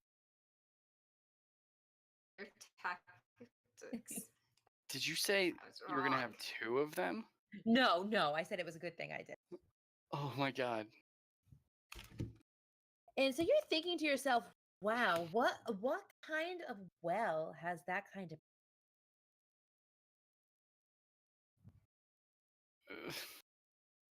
So Nathan, how do we get you 2 up? So we are both unconscious and stable. If we're not healed, we gain a point of healing or a point of hit points, whatever you want to call, within 1d4 hours. You want to Oh, roll that? Oh, good. No problem. Sure, I'd love to see when I gain my hit point. 1 hour. Roll a 1. Maybe if I make it back. Okay, let me see. Hey! The only time you want Yay. to see a 1. Hey. Now, as for Amara, hey, look at that. Oh Jesus. Hey. So how are you? Your friends are down. But you have a well in front of you. What do my conscious friends want to do for an hour? I'd say I think Carver would just tend to them, make sure that they're actually stable and that they're not gonna slip back down the track. He's not concerned with investigating that well today. Okay. Carrie? I just want to make sure that nothing jumps out at us again. Oh no. So I'm gonna go back. Do it. Yeah. I'm gonna go back. There's only like 30 goblins in there. Yeah, no problem. I'm just gonna peek. I'm not gonna drop anything. So Carrie, the well itself is boarded up. The part, so you can't see what is in it. It has old boards that have lasted through the years, and they aren't rotted, so it must have had some kind of magical enchantment put on them.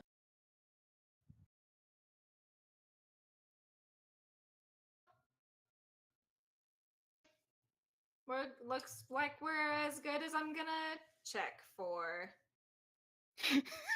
Mm.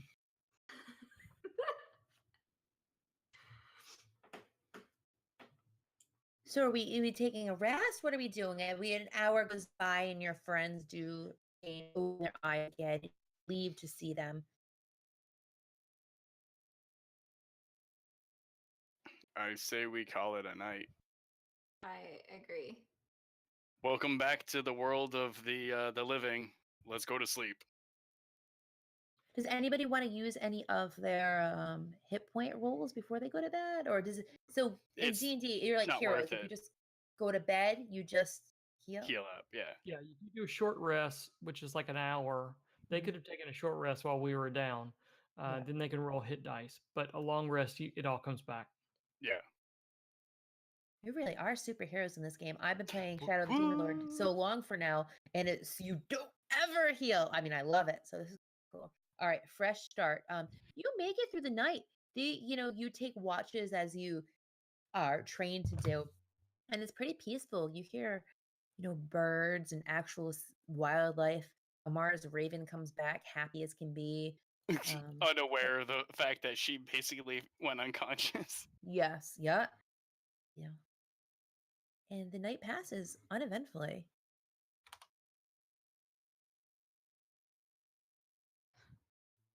Sun is rising in the Great Kingdom. You wake up to find all the branches have shriveled and are nothing but twigs of this vicious creature that attacked you. Is this what a tree corpse looks like?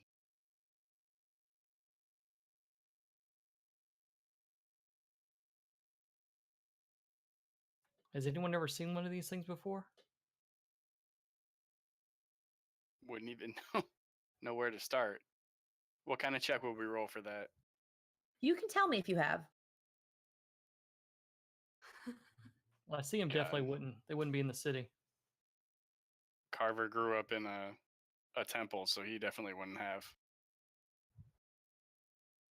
I think I would have.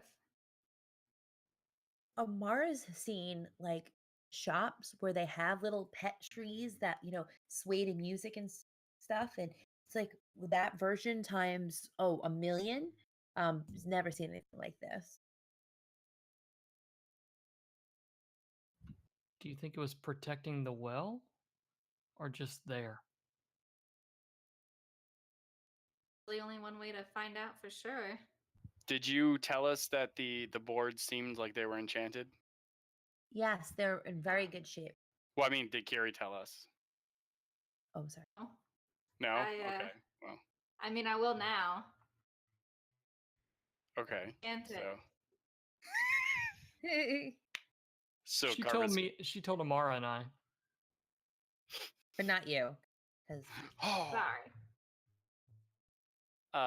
So yeah, Carver's gonna be like, well, I assume if the boards beneath it were enchanted, that it only makes sense that it would be protecting it. But if we had if we have the compass thing, wouldn't that like be the key? Amar pulls out the compass, taps it, and looks to see if it's doing anything today. no, it's not. By the You- way, was I just imagining something? What does this lead to? What is this thing? Some crazy old man in the middle of nowhere gave us a broken compass, and now we're all following it. I must be out of my mind. Did I miss What about something? Well, it led to something. No, that sums it up.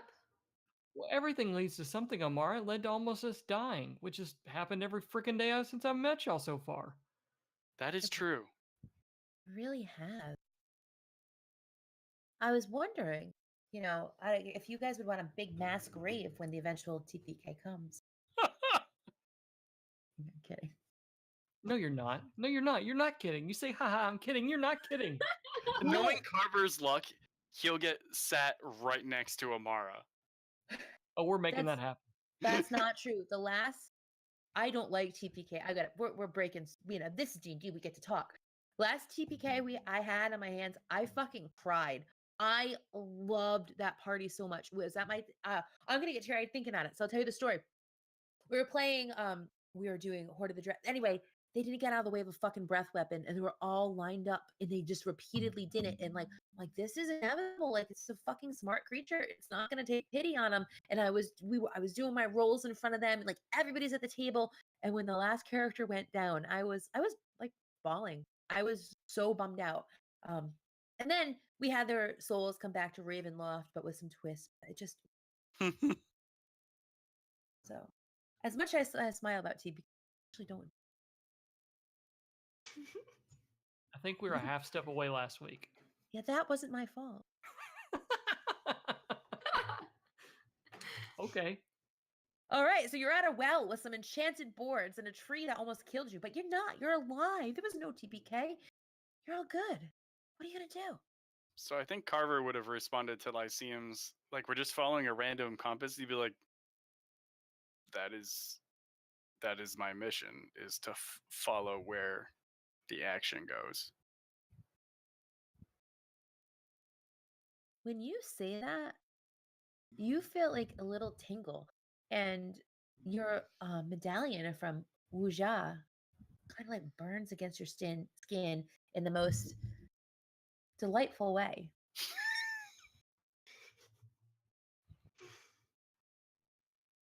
So shall we check out the well? Maybe some of us should stay back a little bit, but yeah. Well, let's see if we can get in the thing first. Okay. What do you do? All right. So are boards over across the whole entire thing? Or are they only across some parts? Like, can we see down in the well at all? You cannot see down at the well. It is pretty well boarded up. Would we make an Arcana check to see if we can determine what kind of enchantment is on this? Sure thing. Yeah, absolutely. All right, I Lo- think Laura, what Amar were you is going going to to do that. Basically what I was gonna say. Yeah. Oh, okay. Sorry. No, Amar rolled a 12. Okay. Amara doesn't know the exact means of the enchantment, but she's not feeling like any violence in the enchantment. It's just more of a preservation spell. Doesn't know how powerful it is or the such, but there's no malevolent, the word, in that spell. So maybe try the compass, the thing. Maybe it's a key. I don't know. I guess, can we investigate to see if there's like a spot where we could put the compass, or any kind of locking mechanism, anything like that? Yeah, sure thing. Just like if it led us here, maybe it's the key to getting in here. Yeah, That's absolutely. a good idea. Give me some rolls. So Lyceum rolls a 12. Okay. Anybody else checking out this well a little deeper?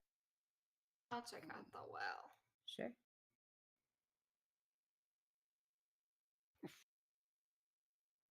I'm not passionate about it. Yeah, no, you don't see any, like, you just see old stone. There's some holes where some animals have like burrowed in, but there's nothing that looks particular. Lyceum, you're doing your rogue thing, you're patting around, maybe. Maybe not, but you don't see any, loose stones or anything like that. Well, there's one surefire way into anything. And Carver just swings his mace at the wood. Sure. Just give me a strength check.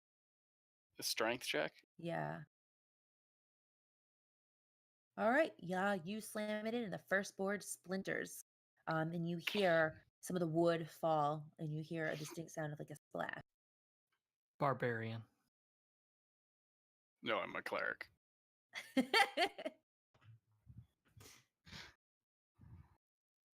And you've taken the first stroke. You realize that with some work, you can just splinter all the wood if you want. I feel like after that first swing, he'd wait to see if he hears anything. Sure.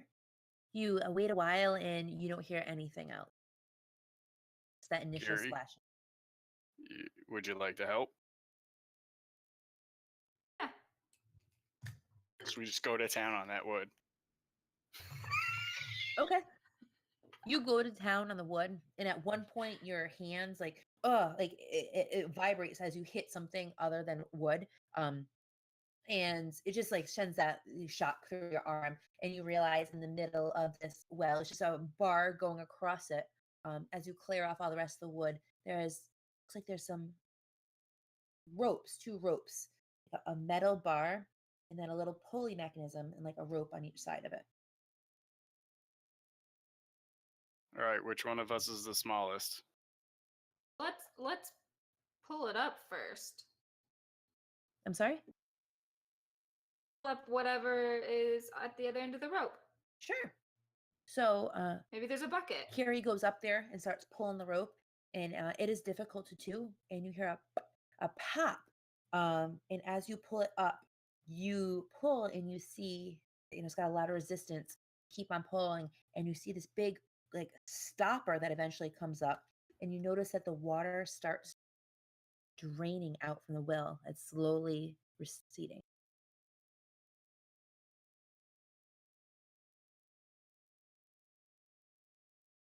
Maybe we should jump in before all the water's gone. Sure. How do you want to do it? Well, what are you still doing right now? Are you letting go of this rope? Are you holding on to it? Because Are you it's a gonna jump snake. down? I'm holding on until I decide to jump. Okay. It's a ways down there. You're pretty sure you're gonna break your neck if there's an actual bottom to it. The water is slowly going, but you don't know where the bottom is. You could jump in the water. Okay. We don't Yeah. know how deep that water is. Eating, right? It's draining. It is This draining. is where we want to go anyway. Wouldn't a controlled descent be smarter? Yeah.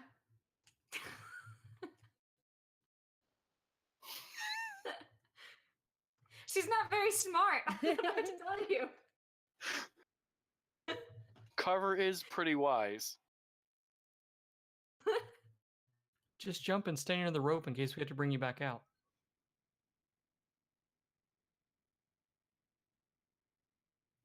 All right. So how are you doing this, Carrie? Yes. I guess I'll put some weight on the metal bar because that's what the rope is connected to, right? Yes. Yeah. Put as much weight of my weight on it as I can without falling in if it broke to see if it'll even. It is holding you no problem. The metal bar.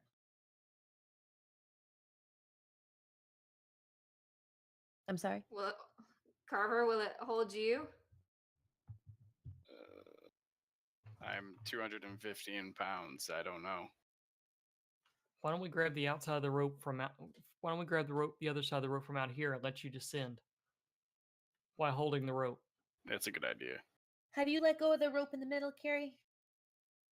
Okay. So you're holding the rope, and they're getting a rope for you to descend? Yeah, I'd suggest that we use a newer rope. We don't know how sturdy this rope is.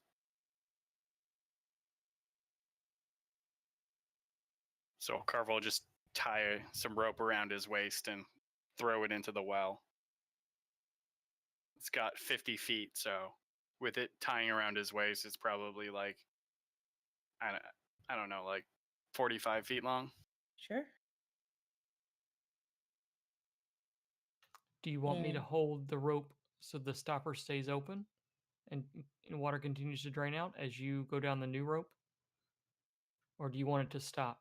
Because if we release the rope, the stopper goes back in, the water doesn't go out. Do you not want to go first? No, I do not.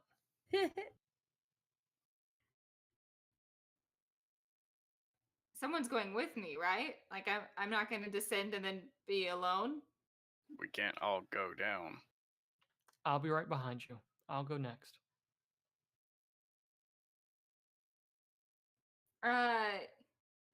Yeah, yeah, Lyceum, hold on to the rope and then I'll let you Yes. All right. So when my Lyceum's thought is that if he'll ask Amara to come over there, and how much pressure is to hold open the rope with the stopper on it? Is it a lot? It is quite a bit. Nothing that you couldn't all do holding on, but it's nothing you can just do one-handed. Amara at least could just do one-handed and like something out. It's gonna use both hands. Okay. Well, They can't- and Rich has the new rope tied to his waist, so he could still hold the old rope too. So, or I'm sorry, Carver. I They apologize. can't just Carver. pull the rope with the stopper all the way up.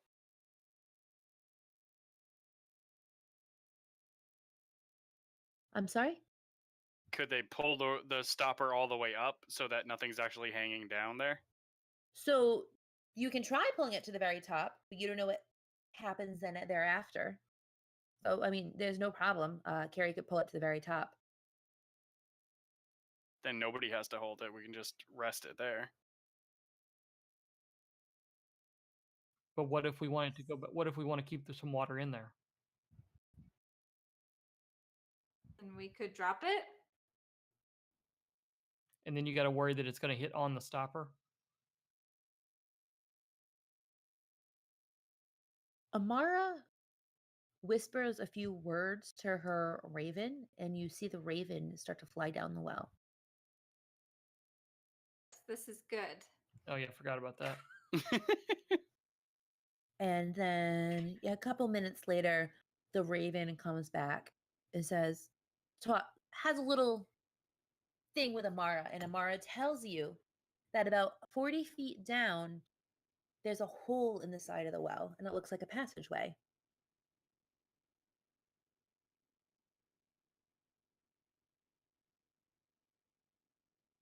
There we go. Who has a Is the torch? water? I guess the water's not way, so I guess we can just drop the stopper. Also,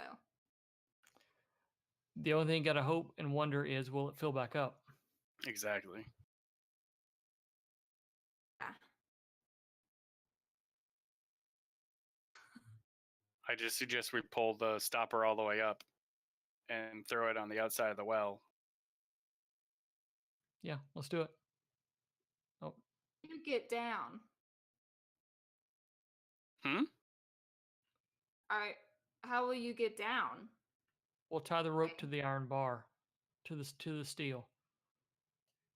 How rope wide would- does this well appear to be? I am not good with like actual feet, but say, oh, so Carver, if you were like to lie, I suppose 7, 8 feet wide. It's a wide well, so it's not a Okay. little. Yeah. I wasn't sure if he could like just kind of Spider-Man down, Oh but that sounds too no, big no, for that. it Okay. is large. We could just tie the new rope to where the old rope was and use it instead. Yeah, that sounds like a good idea. Okay. Okay. Let's. Oh. Torches? Anyone have them?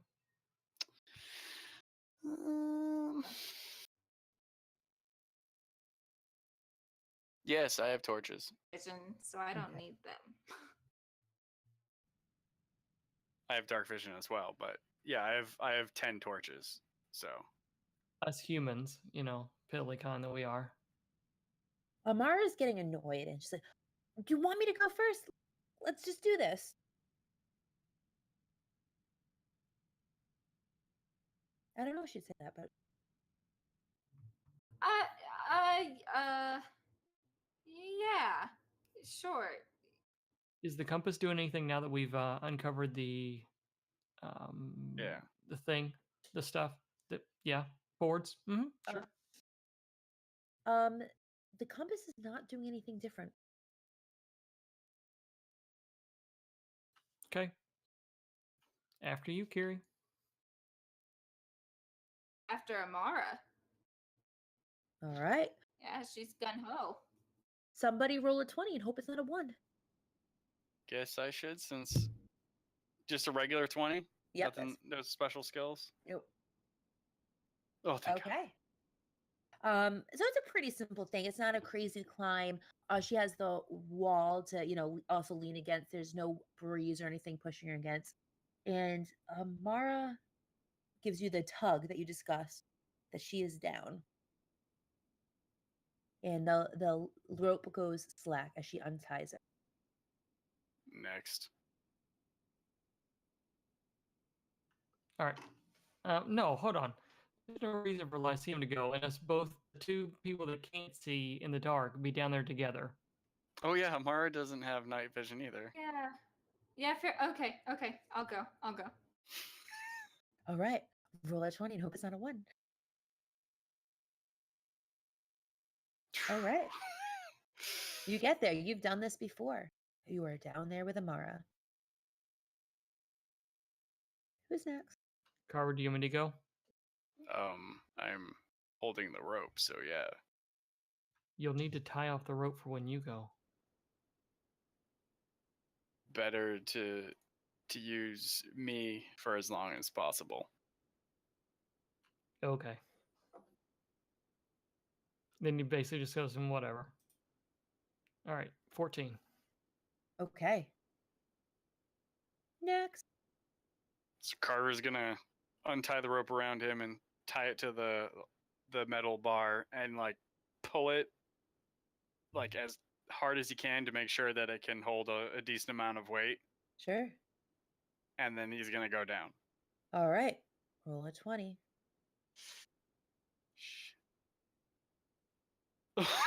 Jesus. Woo! Woo-wee. So I didn't make you roll any crazy climb because, you are second level adventurers. This is not like a slippery thing. The water's there, but it does have the grips to it. So you have all made it down successfully. You light a torch? Sure. Okay. With the torch lit in everybody's night vision, you see a passageway and you see a symbol carved into the wall. And after looking at it a little bit, you recognize it as the symbol of the night protectors, except something happened to it. It looks like there was an acid thrown on it, as the beautiful carving is just like dripping with a really vile feel. Like it goes to your bones. You get a chill, a somewhat familiar chill, and the compass heats up in Amara's hand. Does it look fresh or does it look like old damage? Old. Okay. Who? It's woken up. We're on the right path. I guess they're gonna continue down. Yeah. Lyceum has his hand crossbow out and is kind of watching back the way we came to make sure nothing's coming back up. Either the well's not coming back up or nothing's coming down on them. Okay. Yeah, Carver's definitely, because he came down last. He's bringing up the rear, kind of almost like walking backwards. Sure. After a little bit of ways, Carver, your nose is getting the smell of blood, and it's fresh. It's not ancient blood. And up above you, you see the flicker of a torchlight. You see light in front of you. And we're going to leave it at there because it is midnight. You have just entered some kind of underground wellish cavern with a desiccated symbol of the Great Kingdom. The Night Protectors, with the smell of fresh blood and torch. Where was the torchlight? In the cavern we walked into? Walking into. Not where we came from. Okay, just wanted to verify. Yeah, no, absolutely. So it's getting late. I'm so sorry we started so late tonight and everything. We have a little changes that are going to happen. So I'm away next week, but we're going to have John come in and guest PM. Our awesome PCs are going to make an evil version of their characters. And while our events are going on in the Great Kingdom, of course, there's other forces. So we're going to do that. If I can't make it because of work or something, he's going to run us through some one-shot evil adventures in the Great Kingdom and get the other side of things without spoiling my storyline. So we have to have a little talk. Laura had some incredible news. Laura, do you want to tell people what's happening with you? Well, I'm going to be in a play here at a local theater. rehearsals are naturally on Tuesday nights. She's got to do it. I mean, she got the part. So Laura's going to take a little hiatus from us. We're going to have somebody fill in for Laura playing a different character, as Carrie has a lot to do, and she's going to tell us what she's been doing while she's gone when she comes back. So Laura will not be with us for a couple months, but she's coming back. I promise she comes back. All right. So we want to say good luck in your play. Tell us where we can find you in the meantime while we're missing you. You can find me on Twitter at HuttonButton14, and I am also the character Winnie on a D&D actual play podcast called Fate and the Fable Maidens. An all ages, all female podcast. It is for all ages, and we are all ladies, exclusively for females. So, pretty much where you can find me. Awesome. Check Laura out and check out Fate and the Maiden. And Rich, where can we find you? You can find me on Twitter at Quixotic. And like I said, I think the first week we played, most Friday nights I'm playing Overwatch with the same username. So come and kill me if you want. I don't care. Oh. If you were saying Fortnite, I was going to send my son that. I know it's not the same thing. You should see all the skins that he has now. He has like this 80s workout one. Kind of excited. It's an addiction. Nathan, where can we find you? Hey, what's going on, everybody? Again, I'm Nathan. I'm at Twitter at Nathan E. Bailey, and I'm on Twitter a lot of Discord channels for podcasts. So hit me up and we'll talk. Thanks. Hey. And Abby, who could not be here tonight, she plays Amara. I'm sorry, we did not do justice to Amara. You know, it's hard to match that. So she's Abby. She's at Abigator Frenzy. She is cool as shit, and we are wishing her well and thinking of her tonight. I am Danny. I am on Twitter at Imperial Scum, on Twitch, Drunken Geekery. You can find me on a Shadow of the Demon Lord podcast called Tales of Blood and Stone. It's dark, it's disgusting, it's wonderful. I'm back here on the Greyhawk channel on Sunday nights with Return to Greyhawk, playing a good character, and also on the Cyphercast, which is a podcast all about Monty Cook games. And I'm doing all kinds of stuff, so you check that out on Twitter. And again, next week we'll give a warm welcome to John. He's going to be DMing some evil in the Great Kingdom, which I want to do that too, so I can't wait to be listening. Laura, good luck. We are going to miss you. We will see you in October, and won't be the same. See everybody next week. Bye, everybody. Bye. Thank you.